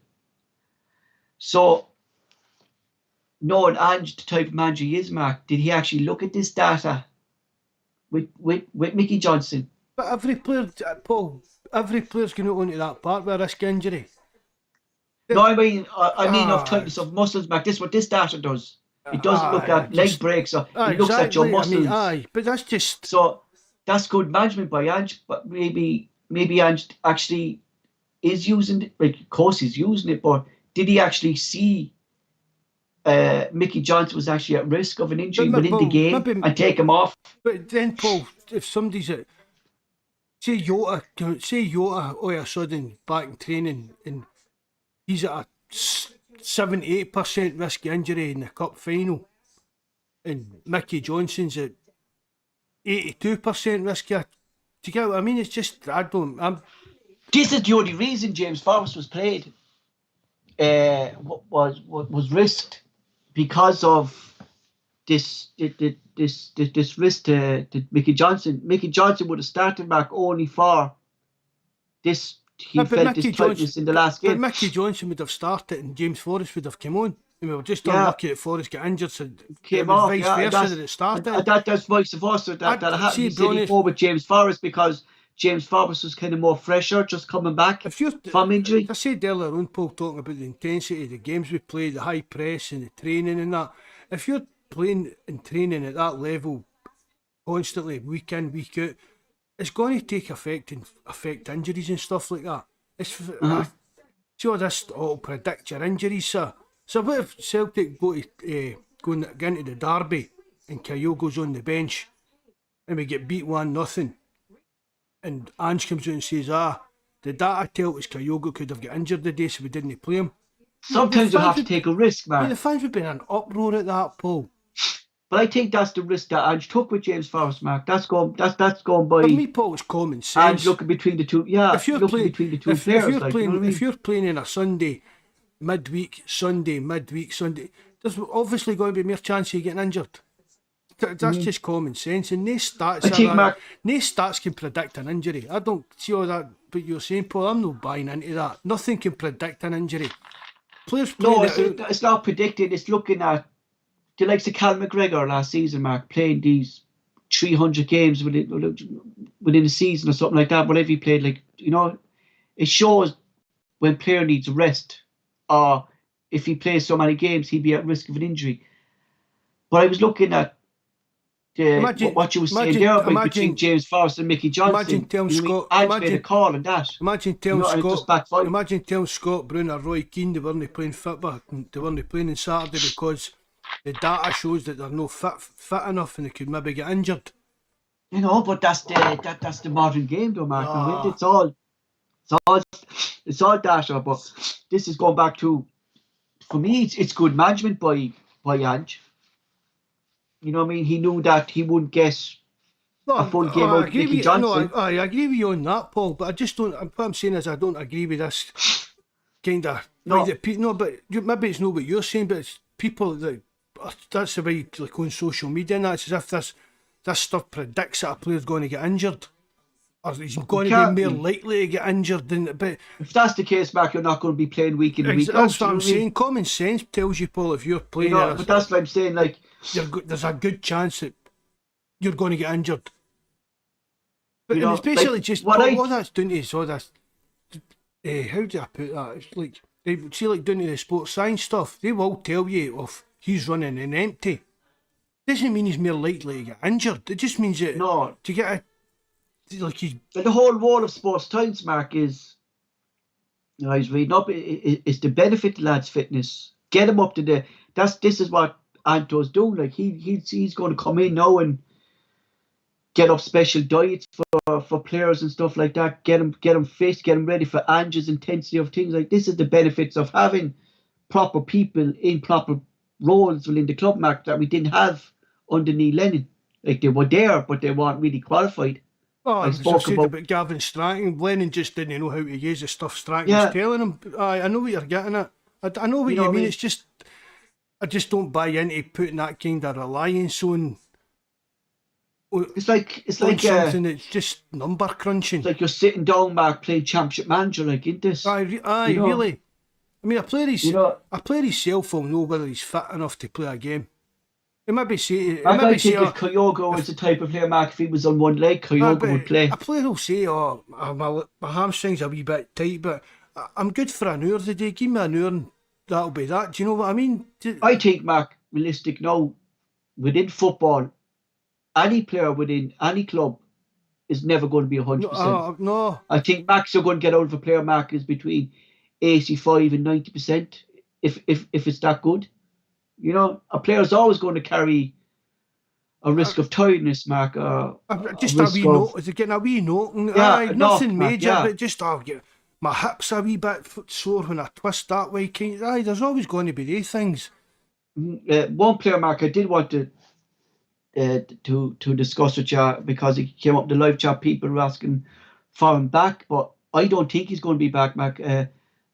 Malika said that he might be going out on loan to a League Two side, but I heard different, Mark, and you heard different, that Julian's injury, Mark, is a lot serious than people think. There's a few rumours kicking about, Paul, that it might be finishing. It might be career threatening, and let's just hope it isn't. I mean, you don't want to hear that for any player, whether you like them, don't like them, or hate them. You know what I mean? You don't want to hear any player. Because, we're always here, Mark, he's going to. I mean, he shattered his knee, Paul, didn't he? I mean, I've shattered my ankle, Paul. Look at state I'm in. Yeah, we spoke with Terence, and when Terence was on at that time, Mark, we heard he was back in light training. And what I've been hearing now is that he's not in light training at all, that he's not even on grass at the moment. He's still in the gym, you know, trying to strengthen the knee and thing, like, you know, I pray to God, as you said there, Mark, you don't want to see no player can, but you don't want to be carrying injured players either, Mark. Do you know what I mean? You know, and it is a concern for Julian himself, Mark, like, to be out for this long, isn't it? Like, it is, Mark, if a player's out for so long, and if he hasn't even got back to ball training, yes, it is concerning. No, definitely, he's got to, first and foremost, he's got to look after his own health, Paul. Do you know what I mean? Yeah. If he is touch and go with his career, he's only a young man. He's got to put his own personal health and his family in that before earning money out of football. So, as I said, the stories and the rumours going about him don't sound too good, but hopefully he is all right. But the thing about going on loan to that League Two team, Paul, I said it was I vaguely remember reading something that was to do with a rehabilitation centre that's close by, so that he'll not actually be on the training or doing anything. He'll just be registered there, so that he can stay over there and go to this kind of rehabilitation centre over in France. I think I'll be surprised if we see Julian in a Celtic top again. No, I really don't. I really start to think that as well. Not this season anyway, Mark. We definitely won't. You know what I mean? The way he's Paul, every couple of weeks I've seen, oh, he's nearly back. He'll be back in 5 weeks. He'll be back in 6 weeks. He'll be back at the end of October, and there we're nearly at Christmas, and they're still not saying him getting anywhere near. Yeah. One player, Mark, that looks to be coming back, and I think he's only kind of a couple of weeks away, is young Dembele. And I would like to see young Dembele. I think he's a player, Mark, who the way Ange plays and the way this team is playing at the moment, the faster. I think when he is fit, if he does get fit, Mark, he could thrive under Ange, young Dembele. Considering the amount of injuries and the lack of It's a bit, he was unlucky The to way get in. Abada is at the moment, Mark, do you know what I I mean? think he You was know, unlucky to get injured, Dembele. yeah, and I, it was a shocking tackle oh, Mark for pre-season as well. but I think, again, Paul, what I said, I think every player, it was like a clean slate.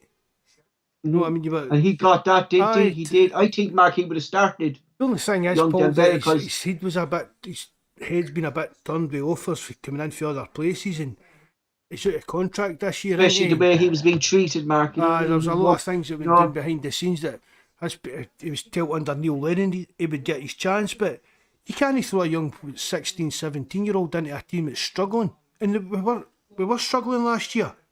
yeah, Would yeah. Dembele have made any difference, or would he just have been the whipping boy? Would have, He could have been the whipping boy aye, there, Mark. Yeah. the Mikey Johnson of last year. So I'd like to see him getting his chance, and I'd like to see him take it and make it at Celtic, but I think he'll be away in the summer, Paul, to be honest. Uh, I think one player, Mark, whose career is actually surely over now with this injury he picked up is a Yeti. You know, I think he would have been away in January, Mark, if he didn't pick up this injury anyway. You know? I think he could probably still get away in January. You know, and I feel sorry for him, Mark, because he was kind of gutted himself as well when he picked up that injury in midweek, didn't he? He looked gutted himself. He was delighted to get the start, you know, and then picking up the injury. You could see the frustration in Yeti himself as well, Mark, after picking up the injury. You know what I mean? And, you know? Probably maybe he looked on it as if he's maybe last chance saloon, Paul. Yeah, and I think But you see it, at first I thought it was, I don't know what you would call it, maybe like a kind of a shock injury, because the keeper kicked the ball against his leg. Yeah, you know, that would kind of sometimes give you a kind of. I thought that's what it was. A kind of. I thought it was like that. But that's a lack of game time. I thought the ball had. lack of fitness. I thought the ball had just I mean? happened that hard that it knocked his leg a bit awkward, but he would be Yeah. alright. But obviously it wasn't, so. You know, but that's just down to what you were saying there, Mark. That we're at nearly halfway through the season now, Mark. Like, and if he can't get up to full fitness. No, you mean he's not going to make it on the end? Do you get me? You know, like in pre-season, so. I thought he was a different player. He was running about, but he just went back to his old ways. His own bad ways, wasn't his it? old ways. I know we're talking about the three players coming in for the Japanese league and that, but I nearly called them Chinese or Japanese, I mean. But I really think we need another striker, Paul. Really, we need to get. I'm not saying a big multi-million pound signing, but just somebody that can do a job for us for this season. You know, because Mickey was raging about him when he came in, and fair dues to Mark, he did have a good season last season, but he hasn't really hit the ground running. What I've seen of him, Mark, even against Livingston, he's not really hit the ground at all, Paul. He's just he hasn't. You know, and I'm just wondering, Mark, is he going to turn out of a player that's like Pukey, Mark? You know, that it just didn't work out from like Barker's, Mark. I could be proven wrong, Mark. He could come back and have a great second half of the season, but the way his injuries are going now, Mark, I'm really starting to and it's a lot of money, Mark, we pay for G Marcus too, Mark. You know what I mean? So, you know, is it going to be turning out? Maybe again, Paul, it's the training and that. It's just kind of been a total shock to the system. Considering could be, Mark. You said the games he missed, he'd no pre-season and stuff. Yeah, but like he didn't play. Like if you look at but last when you season, think about it, Paul, how unfit what must you be? As a professional, not even a football player, as a professional athlete, to let your fitness drop to the kind of below. Yeah. Do you know what I mean? It's not. See, really, right? It's not acceptable for players. See, even if you've not got a club, Paul, you can still go and train. It's up to Lee Griffiths, Mark. He came back after lockdown, like, you know what I mean? Let yourself go. Do you know what I mean? That's it. I mean, there's nothing stopping players. I've been through it a million times with you, Paul, under Neil Lennon. The players need to take responsibility for their own personal, the way they're living their personal life, looking after themselves, keeping themselves just fit, even when the club, when it is, they've got a break.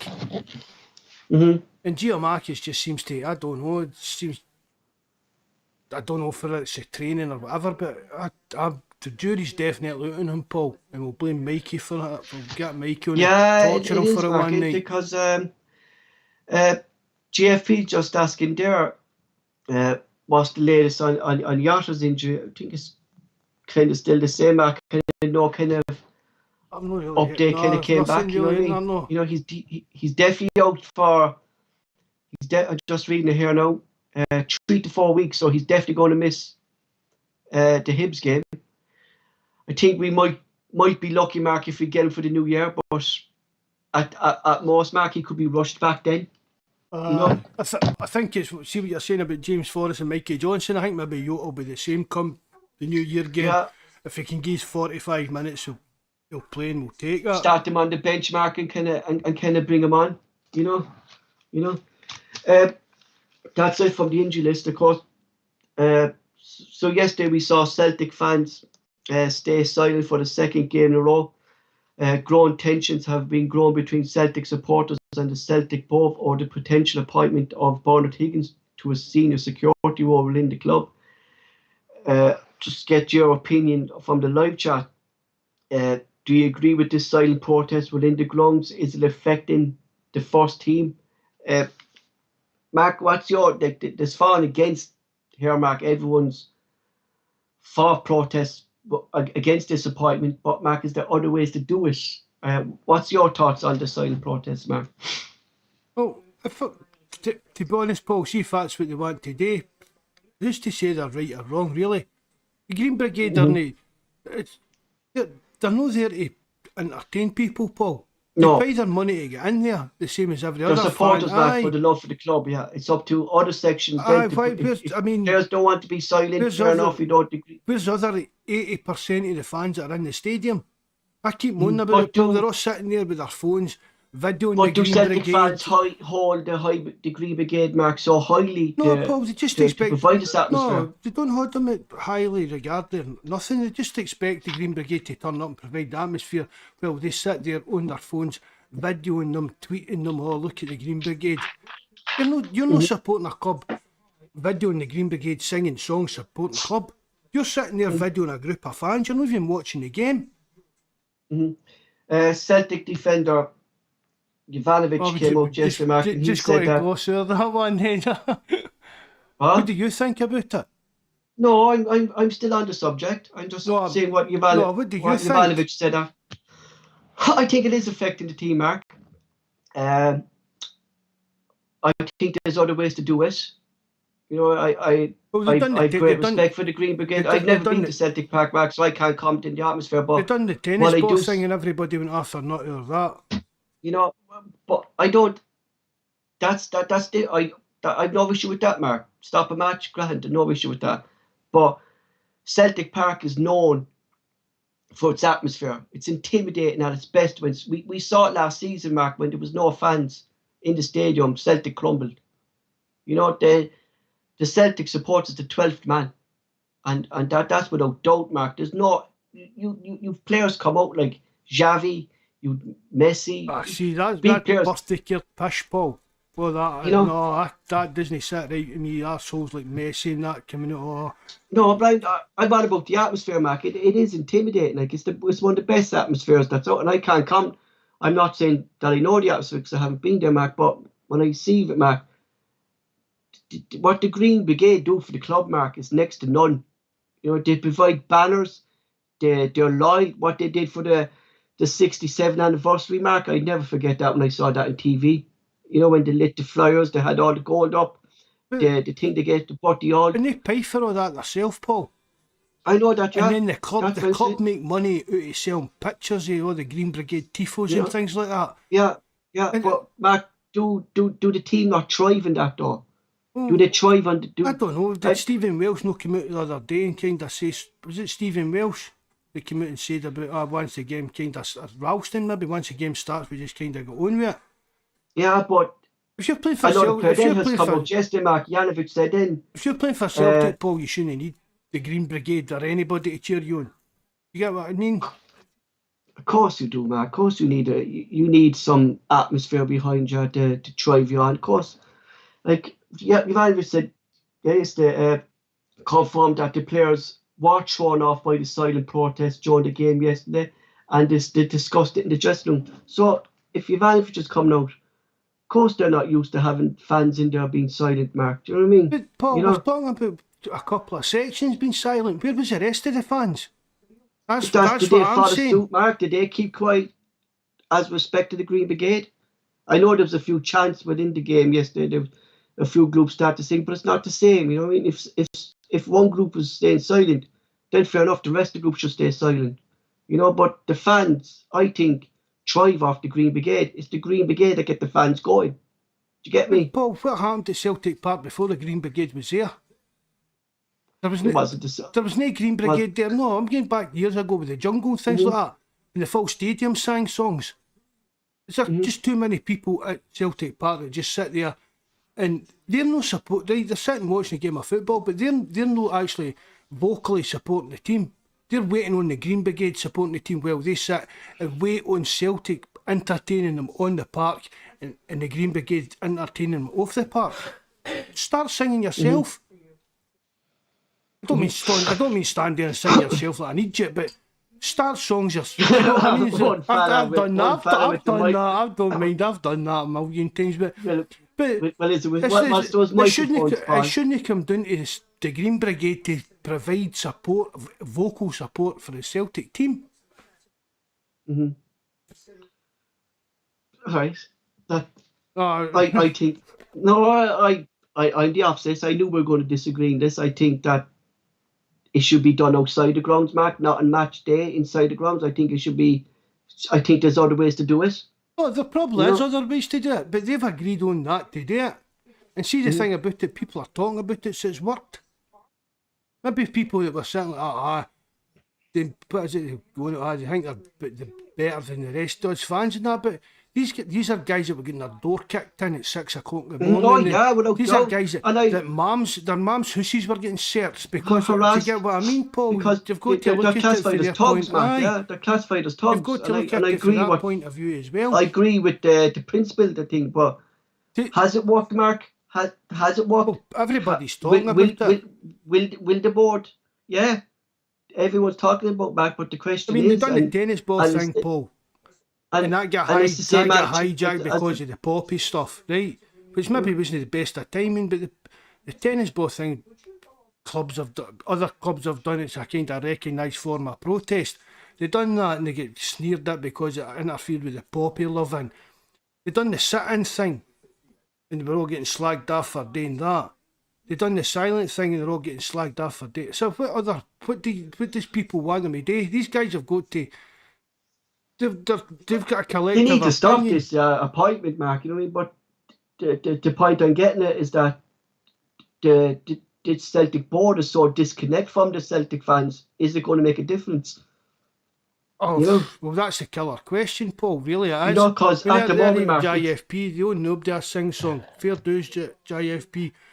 But all the club need to do is talk to the Green Brigade, the boys in the board's court, and that's what it is. Yeah, that's it, Mark. At the moment, the attitude from the Celtic board it seems to be ignore it and it might go away. You know, but this isn't going to go away, Mark. Like, as you said there, Mark, and I agree totally with you in that. Like, these are fellas who had their doors kicked in, whose mothers were harassed by this man. You know, and for the board to even consider, like, talking to this man is disrespectful, Mark. And see what... I read something the other day, Paul, it kind of caught my eye. And the story was that it was current head of security, Ronnie Hawthorne, he's retiring. And this Bernard Tiggins is taking over the role. But there's no...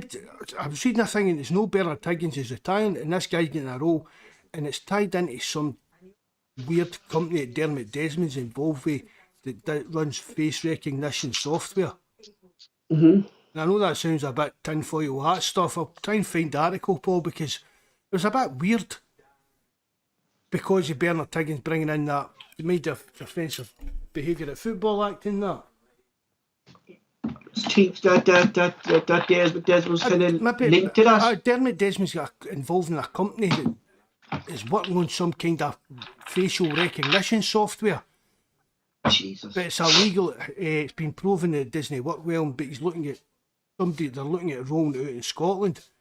And somebody's saying this could be a business arrangement between Dermot Desmond and Bernard Higgins rather than that. Yeah. As I said, I know that's a bit weird with that, Paul. I know, yeah. But look what I'm saying to you. Let's look at it so, Mark, right? That, you know, I'm praying to God that they don't. That if Celtic did appoint Bernard Higgins, right? And we know, I think I know anyway, Mark, and I think you might feel the same way, that the Celtic board do not respect the Celtic Trust or the Green Brigade. You know, they don't respect them, they don't trust them, and maybe, Mark, they don't like them. So do you think that this could be a move by the club to maybe force the Green Brigade out of Celtic Park altogether? No. Is that a move that they could be looking at? No, I don't think so, Paul. For a simple reason of people moaning about the silent protest. I mean, we've said it there. The full stadium relies on the Green Brigade to provide the atmosphere. I think they do, Mark. They do, yeah. I mean, they've tried. They've shut the section down a couple of times, and that's no. It's not the same. The board. The board. Celtic need the Green Brigade. Aye, but they don't want. But they don't want to be. What's the word? Like seen as like. Is it kowtowing to them kind of? Yeah, but they don't want to be. But the Celtic board know that the Green Brigade are an integral and an important part of the match day experience at Celtic Park. Whether they like them or no, they probably don't care, but they know that they need them. Or it's just going to be like a library. They make Celtic Park. They make. That's what I'm going on about.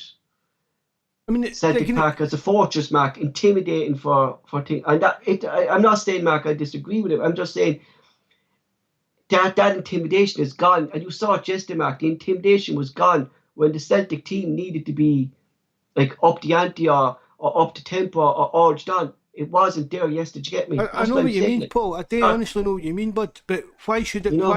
Why is that the responsibility of the Green Brigade when there's 60,000 fans there? That's what I'm saying. But are the other fans not set? Are the other fans like following suits of the Green Brigade that they're supporting their protest, Mark? No, the other fans are just doing what they normally do, Paul, just sitting there. You know, that's the thing about it. People are calling out now, Mark, saying that it's time for Nicholson or Banker to come out and make a statement. But that's not good. That's not going to happen, Mark. We haven't heard Nicholson once. I know we can't even get any. You don't even know a plan for the future. We can't even get him out to tell whether he's going to be the full-time CEO or no, Paul. So I can't see them putting their head above the parapet. But what's going to happen, Mark, in future, so right, is this going to be, next week's going to be the cup final. It's going to be home games, right? That's what they said. Protest the home. So final. I'd like to expect the cup final. Green Brigade. But what's going to happen on the 2nd of January if there's no comment? Is there going to be silent protest and thing? As if there's a silent protest in the Rangers game, Mark, I think we're playing into the hands of Rangers, are we? If they're doing things like that, Paul, I think I'd like to think it'd be wise enough to kind of pick and choose. You get what I mean? You know? As I said, Paul, if the Green Brigade's no singing, where's the rest of them? No, that's what I'm saying, Mark. You know, that's why I'm saying, like, the whole stadium was dead yesterday. Like, the stadium was practically full. Do you know what I mean? And, you know, as you said, like, it's not up to the Green Brigade to provide, like, your Celtic fans, you know the songs, sing the songs. You know what I mean? People, I was hoping Welsh was coming on for this tonight, Paul, but he must still be obviously working late. I mean, people kind of overestimate the amount of people that are actually in the Green Brigade. It's a section, Max. It's a small section. It's just a wee group of guys. It's nothing. I mean, there's no thousands in the Green Brigade.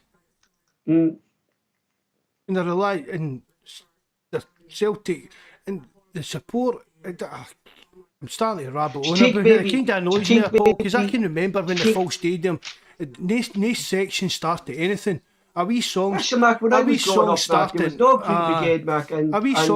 and it just carried and before you knew it, the full stadium was singing. There was no like ringleaders, nobody to lead the crowd and stuff like that, sir. No, do you think Andrews comes yesterday, Mark, might trigger the board to come out and talk to him? He said that he hopes the board and the fans can solve this issue for the sake of 90 minutes of football? You know? Do you Well, think no, I Ange don't kind of... think so. No, I agree with Angie And what did he that... said, but I still don't think the board will do anything to like mitigate or nullify what's going on. I mean, see, to be honest, Because like, the Paul, big question is, Mark, they've like... got to be looking at appointing this Higgins because they could have Exactly, nipped Mark. this in the bud months out. Do you get Exactly, what I mean? Mark. So there must And be see, that's, something in I it. think that's the point that the Green Brigade are pointing out, like, come out and tell us, you know, are you hiring this fella? You know what I mean? Because, Mark, I think everyone's thinking, what next? Do you get me? If they do appoint him, Mark, what's going to happen? You know what I mean? You know, you have a fella who's going to be the head of security, or is he going to be stopping people getting into the ground, Mark, that he classifies as a thug? Do you get me? That's why I think people are afraid of Mark, is it? That will he stop people getting in if he classes them as a thug? Because he obviously knows who he classifies as thug in the Celtic support, Mark. Will he stop them getting into the ground? You know, will he classify them as a thug of football, a football hooligan, as they say? You know? But even if he does, Paul, for me, he's got to have evidence to do that. Yeah, that's what I'm saying. I mean, it's You know, not. You can't just have it. Oh, I mean, there was guys getting. that's what's going to that's what I think was going to happen, Mark. There was guys at their work, Paul. They're standing there doing their shift at work. The next thing the police are there because they're caught on video singing a rebel song. I saw it, Mark. I saw it on Twitter. I saw there was a girl. She's 22. She's 22 now. She said she's gone back about 5 years ago. She's about 17, and she said police just came in and dragged her dad out of the house and arrested him. Just dragged him out of the house. No questions asked. Just dragged him out of the house. You know, and for a young child to see that, like, just because of the football club that you follow, you're classified as a thug. You know, and it doesn't matter if it's Celtic, Mark. It could be Rangers, could be Hearts, could be Aberdeen. But see, you know? But see the thing about it, Paul, they're not actually doing anything wrong. No. It's not as if they're not fighting in the ground, they're not invading the pitch, do you get what I mean? It's sure petty, stupid things people were getting arrested for. Mm-hmm. And it's just because like, Paul, of the club, yeah. It's like the police come to your door or whatever if you've been speeding. They're caught speeding, we caught you on a speed cam there, you're fine. These guys were kicking your door in at 6 o'clock in the morning to arrest you because you were caught on camera singing a song at the football yesterday. Mm-hmm. Mm-hmm. You know what I mean? A pure overreaction. Your neighbours are all watching all these. There's 4 police cars and a riot van outside it's your like house. Shaming you, Mark. Aye. Shaming you. Arresting you out your work and things like that. Mm-hmm. You know, it is, and I don't think, Mark, it's going to end soon anyway. This protest, if this doesn't work, I know the Green Brigade said they have other protests that they will do and stuff like that. But Paul, I'm not saying they're right or wrong. All I'm saying is I'm tight. No, that's what I'm saying, Mark. They're not right and wrong. They're entitled to what they do. Like, you know what I mean? Just I'm like just every looking Celtic today, see like the idea that was throwing bottles at Barry Mackay the other week. He'll pay the consequences for that. You know, I'm just saying, Mark, that if you're that's the thing. Not the same watching Celtic yesterday. I know that. And, you know what I mean? And maybe that's one of the things that's going to draw attention to it, Paul. Because I think next, Mark, is going to be. I think next they'll hit the pockets of the board. You know, merchandise or something like that. They'll do something to hit the pockets of the board, I think. You know. And do you think that'll really, Paul? Do you think that'll make a difference? See, I kind of struggle, right? As I said, the guys. I think, Mark, they don't give a shit, Mark. Lawrence Banker and Nicholson, all them are getting their wage at the end of the month. They don't care what the Celtic fans think.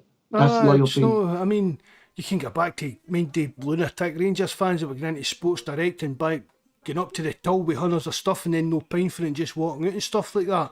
Mm-hmm. I mean, I've been like Celtic fans to start doing that in the Celtic shop for a start. No. But I mean, as I say, Paul, these guys, if that's the way they want to go, well, fair dues. They're paying their money the same as every other fan in there. My thing is, and I say it, and I know, once it's peaceful, Mark, and they're not giving the Celtic board to say, well, this is why we're appointing Bernard Higgins, because it's turned to violence. Do you get me?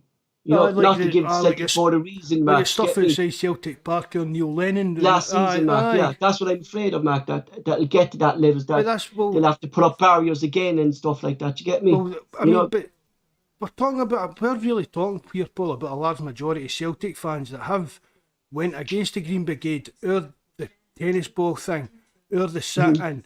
So I knew it's or the silent protest, and then it was or the stuff that last year with Lennon. So, but nobody's coming out and saying, well, if you do that, we'll back you. I mean, I told you, yeah. Paul, I emailed the Celtic Trust and said that us as we're We Daft podcast and We Daft Forum, we backed them in their, you get what I mean, their stances on this subject. It was, I think it was Jeanette Finlay I emailed about it.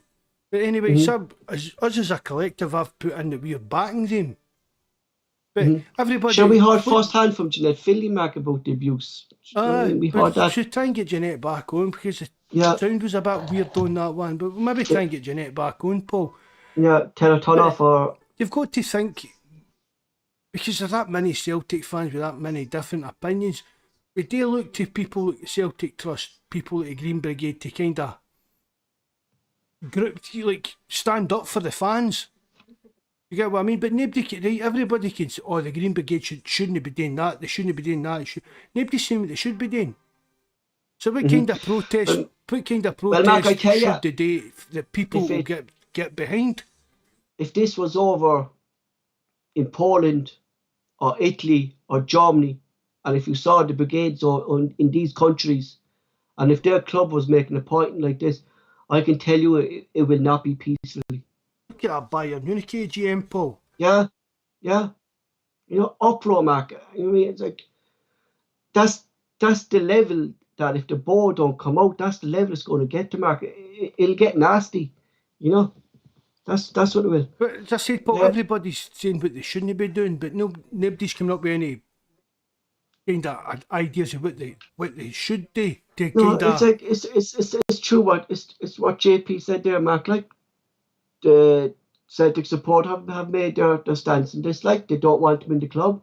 It's in the board's hands now, Mark. You know, they have to come out and make a statement. You know, it's down to the board, and the way this Celtic board at the moment, Mark, I can't see him come out and say something, Mark. Do you know what I mean? We haven't even heard Nicholson to say he's the new CEO. You know? No, Paul, just another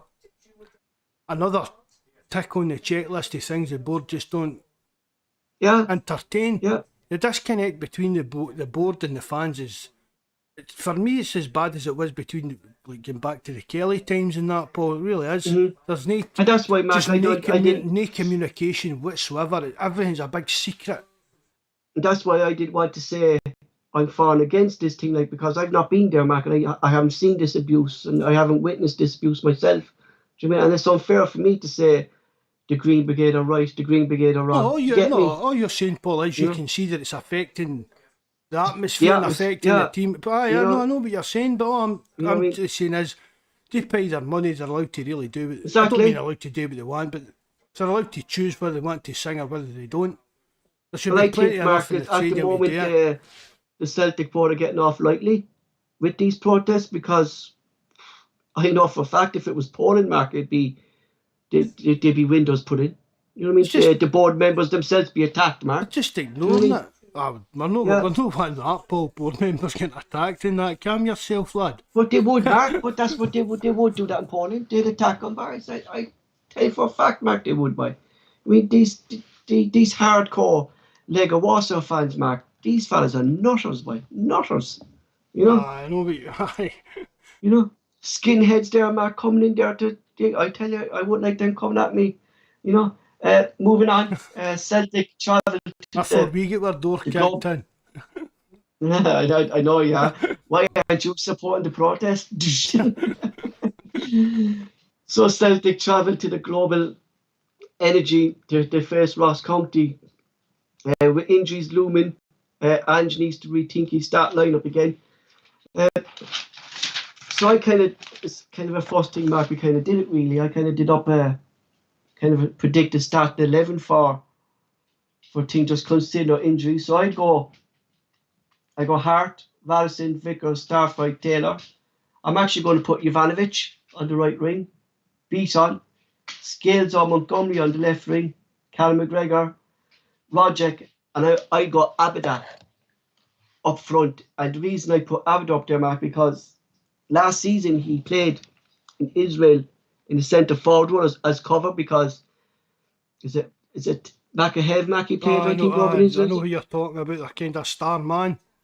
Yeah, he got injured and he had to fill in there for 7 matches and he scored 5 goals in 7 matches as the false number 9.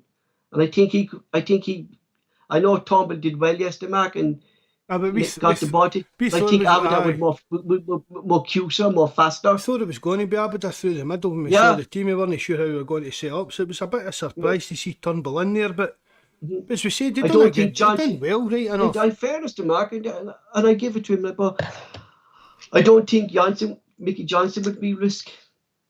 Maybe Wednesday, Mark. I think coming off as a precaution, I think he might be rested. I nearly go for Scales, Mark, as a left wing because he played that role with Shamrock Rovers.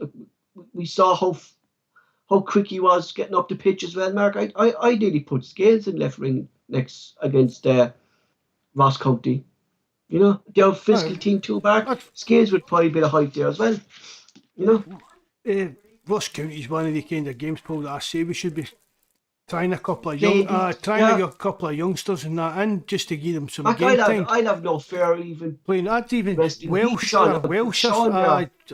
Even dropping one of the centre backs and playing Welsh in there, that kind of thing. So I wouldn't really like to give Starfelt the rest, Mark, that he's only back from injury. I really wouldn't like to try and predict the team because the injuries and players just picking up these stupid knocks in that during games. I think he might surprise us against Ross County. Because looking at the game against Will Batiste, Yorahidi and Shaw didn't put a foot wrong in that game.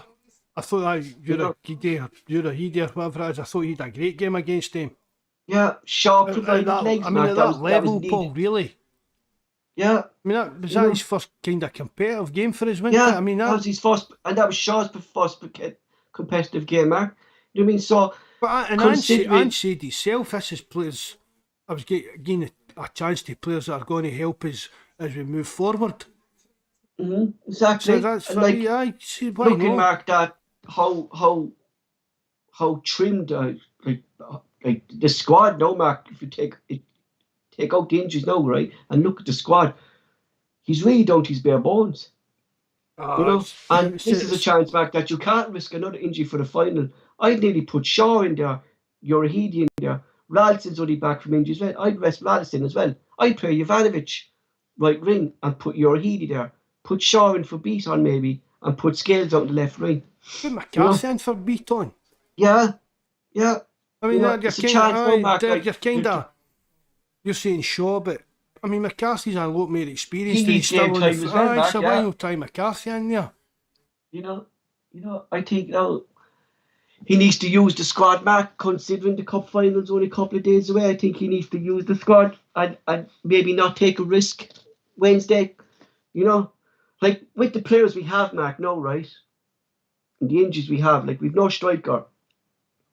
Are we still capable of beating Ross County? No, 100%, Paul. Mm-hmm. I'm totally confident we'll beat Ross County. If we can go toe to toe with Bill Batiste, Mark, with a second string team, we should be well capable of beating. Even as we said, putting in some fringe players and some young players of that, Paul.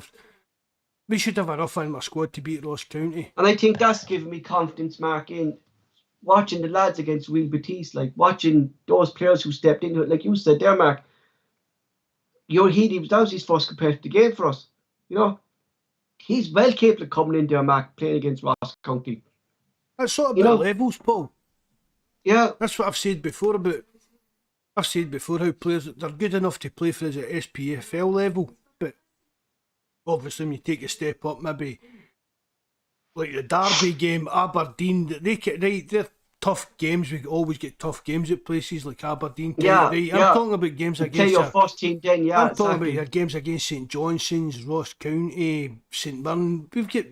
Our young players and squad players should be good enough to step up and play in the games without a doubt. That's what you said, Mark. When we were doing the pod, we were talking about this pathway for players. you know, that we did no pathway.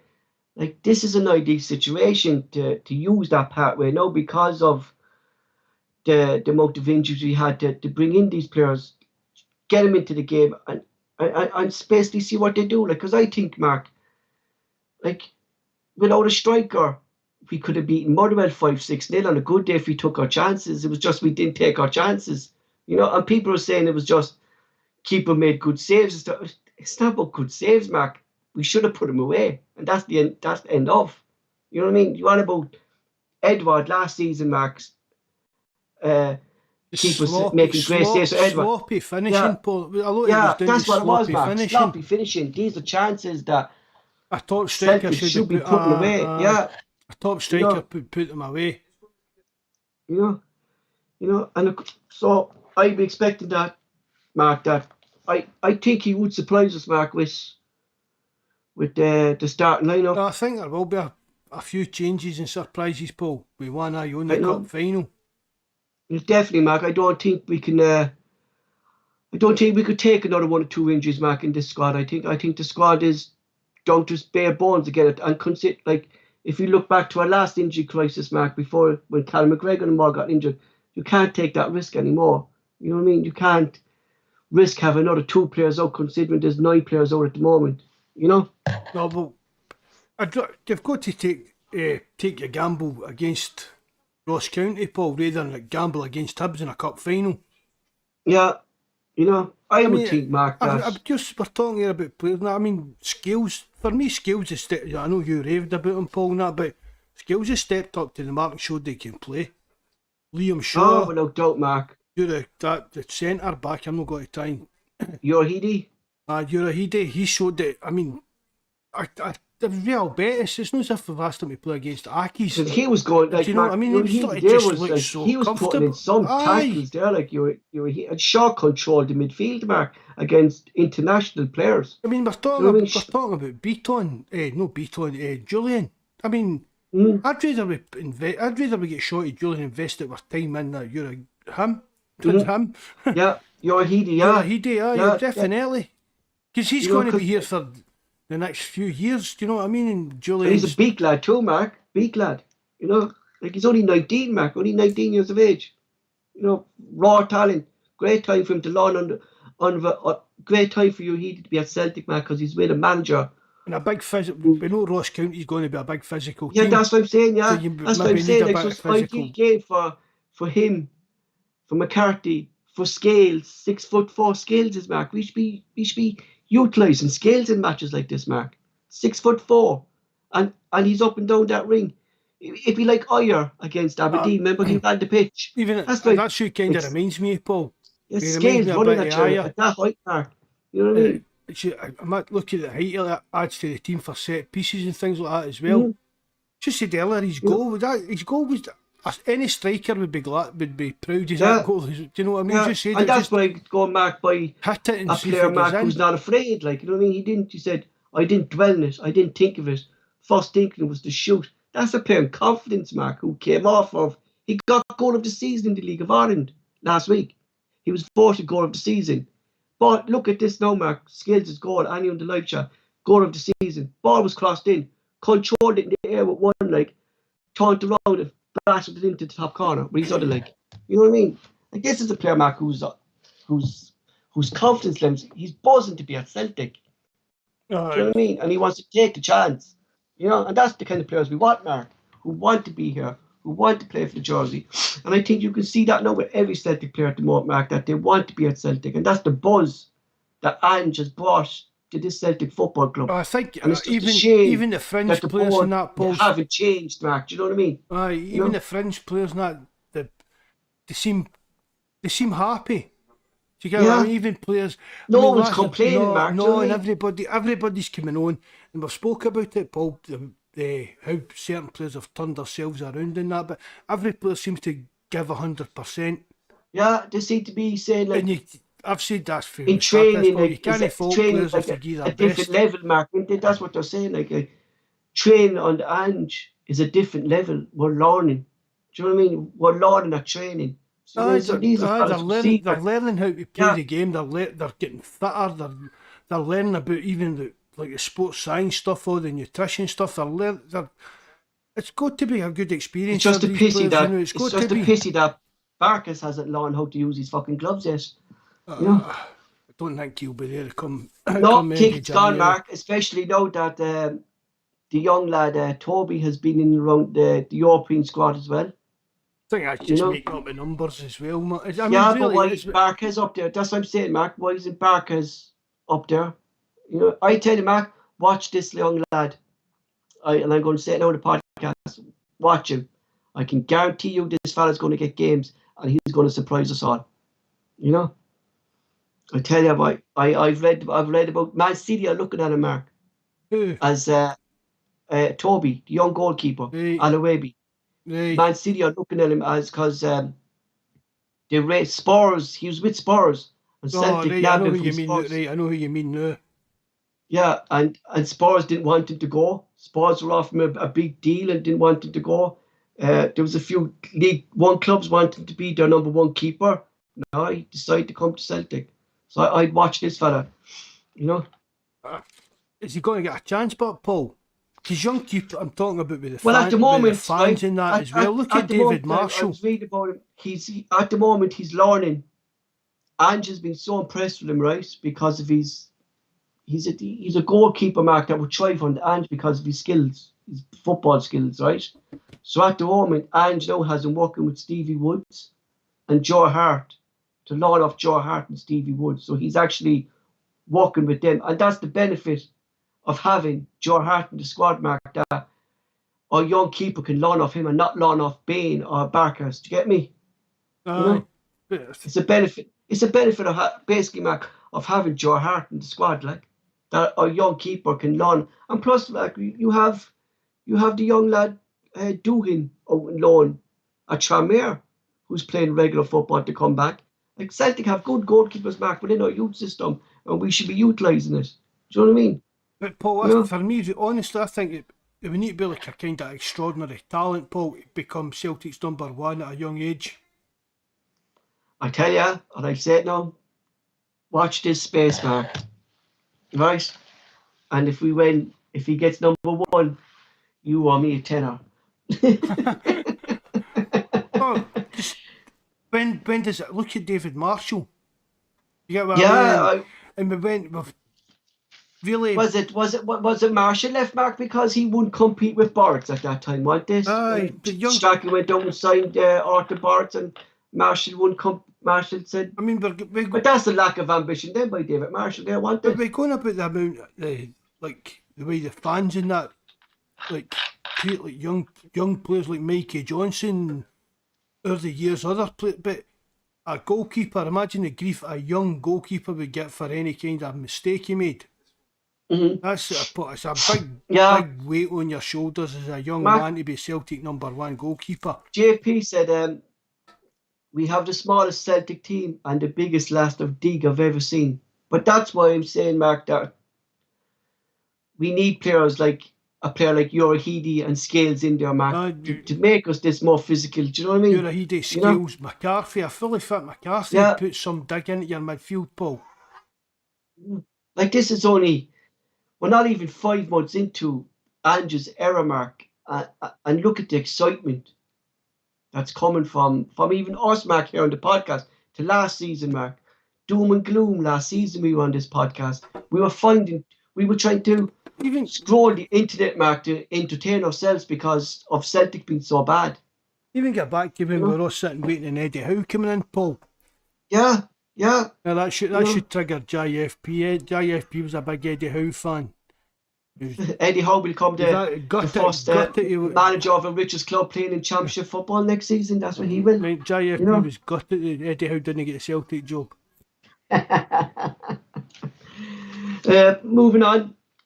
Of course, the big news today is that Celtic will play Bordeaux Glimt in the Conference League. Celtic will be at home for the first leg on the 17th of February, and the return leg will be away in Norway on the 24th. The Norwegian League is a summer league, and Bordeaux will not have their next league game until the 12th of March 2022. So that's 2 months without a competitive game before Celtic face the Norwegian Giants. Also, but they might have to sell some key players to finance the club during the winter months due to COVID. Mark, I think this is a draw that we could have asked for, and we should be kind of excited about this draw that we could progress.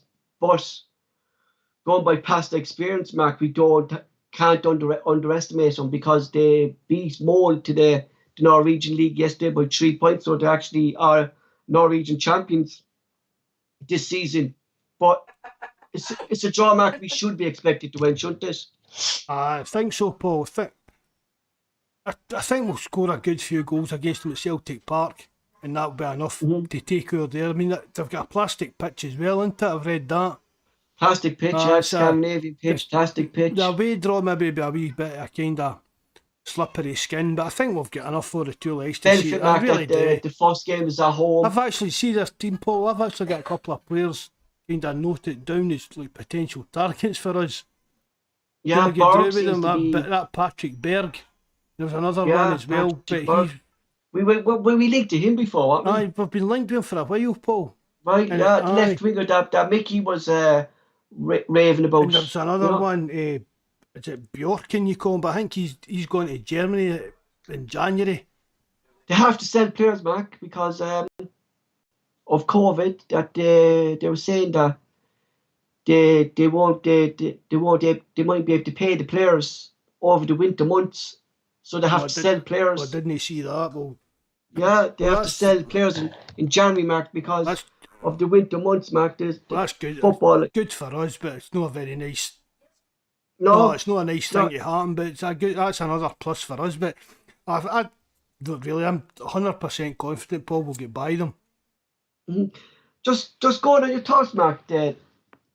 We play it here in Ireland though as well. And I'm not a big fan of it, and I prefer to go back to a normal football schedule. What's your thoughts on the summer league? Nah. Start in March and finish then kind of January, February. Nah. You're off then for the. No for me, Paul. I hate it, Mark. It kind of. See if Scottish football done that, Paul. I think it kind of makes Scottish football a bit worse. Amateur. Aye, you're going to do. Aye. No offence to all these teams that play summer football, and I know. Excuse me. I know a lot of them's doing to like their weather situation, but do you get what I mean? All the so-called big leagues. So our kind of calendar that I want Scottish football to stick to that. Because I remember growing up, and you go to the Cork City matches on a Sunday morning. You go to mass with your dad, and then you went off to the Cork City match for 2:00 mark, or it might be a 3:00 kick-off on a Sunday afternoon. And the stadium was full, Mark, because it was a Sunday afternoon. The stadium used to be full, you know. I know a Friday night, Mark, every game now is on a Friday night. It's not the same, Mark. Do you know what I mean? It's just not. It's not the same like when the league finishes in January or February. You know, and it really kind of taught me away from the League of Ireland. You know, it would maybe help with a TV deal, Paul, because there wouldn't be any. I mean, we've got a TV deal with Sky, so maybe if there was like when there's no English football on or that, it would be a kind of wee niche for Scottish football to fill. But no, I wouldn't like to see Scotland go down that kind of road. No, it is, Mark. It does. It does take the whole. See, really, Paul, the weather isn't that bad in Scotland. Same here. Same here. See, when I was younger, we'd went. I can remember one year. I was about 13 or 14, and it was about 1:00 in the afternoon. We get sent home from school, and the snow was up to our knees. But we just get sent home. We'd to walk home in that. I didn't get home about back of 5. And see now, there's the slightest bit of snowfall, and all you've got on Facebook is the schools open? How am I going to get to work? Is the game on the night? Because there's one wee flutter on the snow or a bit of ice in the road. It's like now the whole world stops when there's a bit of snow. Like you look at countries like Canada. Do you know it's snow in Canada and places like that? Yeah. And there's a lot of that as well. Just how am I going to get to Glasgow the day the trains are off and all this kind of pattern? That's just yeah. It's just the way the modern world is, Mark, at the moment, didn't they? They're just, what do they call them? Snowflakes or something like that. Do you know what I mean? I call them poles. Just Colin what? Paul's. Just wee Paul. Me? Aye, wee moaning face gets that just moan about anything. Oh, thanks very much.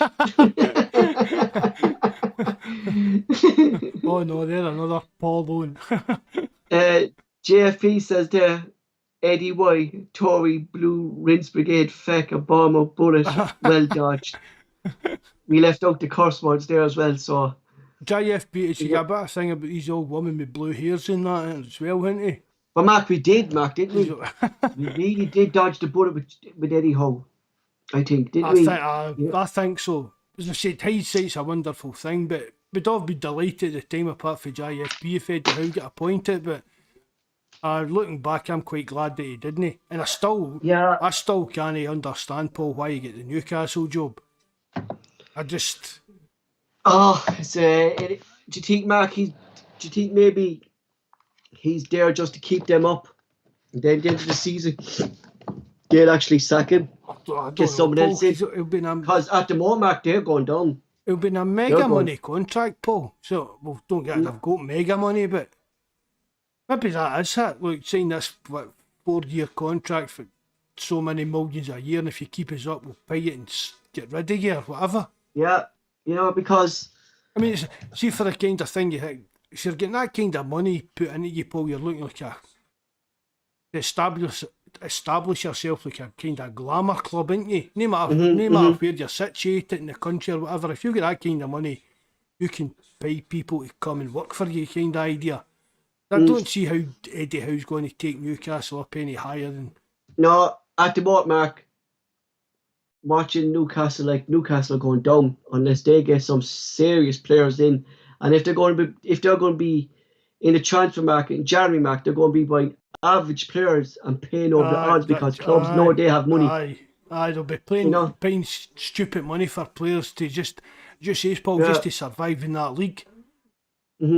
Exactly. You'll have that fellow, what's his name, that travelled around every single club, Cronker, is it? They'll be signing him for about fucking 10 million. Jesus Christ. Gaza be coming back out of the time, I said. It probably wouldn't be a disaster for them to go down, Paul. Because they could probably, even the way they've got their parachute payments and stuff, they could probably balance the books to kind of, see, like what we're doing now, put a bit of structure in place. So maybe no be a disaster actually for them to go down, because then they could build the actual club back to what they want before they get back up, because it would only take them a season probably, because of more money than anybody else. Jeez, but he really destroyed that club though, didn't he, Mike Ashley, didn't he? He really did, like. He done alright at Ibrox, but... we're happy with his business there, like, What is the story there, actually, Mark? Is he still... They still can't get rid of him, or is he still attached there? Court case. Because I'm thinking now, does he own Castro as well? Because Newcastle had Castro. A story. Just some... I don't, honestly, Paul, I kind of gave up on trying to follow it. I read a couple of blogs to keep up on it, and there's still court cases between Mike Ashley and Sports Direct against Rangers about all this. See, the shop in Glasgow isn't actually a Rangers shop, it's actually Mike Ashley. It's just weird, mad. It's just guys. No, it is, Paul. Guys that like to make money arguing about who's making money. They've got no love for any. See, really, they've got no love for the clubs that they're involved in. It's just all about making money. More money and what money they could. But that was always Mike Ashley's attitude back, wasn't it? What can he make out of it? Like, you know what I mean? See, to be honest, Paul. See if Rangers had kept it, money wise anyway. See for what Mike Ashley could have put into Rangers, it wouldn't have been a lot of money to him. No, but it would have been a lot of money to Rangers. As I say, exactly. I don't know the ins and outs yet, but see, financially, I think it would maybe have been better just sticking with Mike Ashley. I think it would have been, Mark, because you would have kept them stable. Because, just that as well. This death I said they are now, Mark, I say. You're moaning about the Newcastle fans, about like Sports Direct stuff all around their stadium and that, but Mike Ashley doing that at Ibrox, it would have been like other kind of PSG and Man City deals. To meet the financial fair play regulations, it'd have been alright. I'll see all this instead of converting loans into shares in that.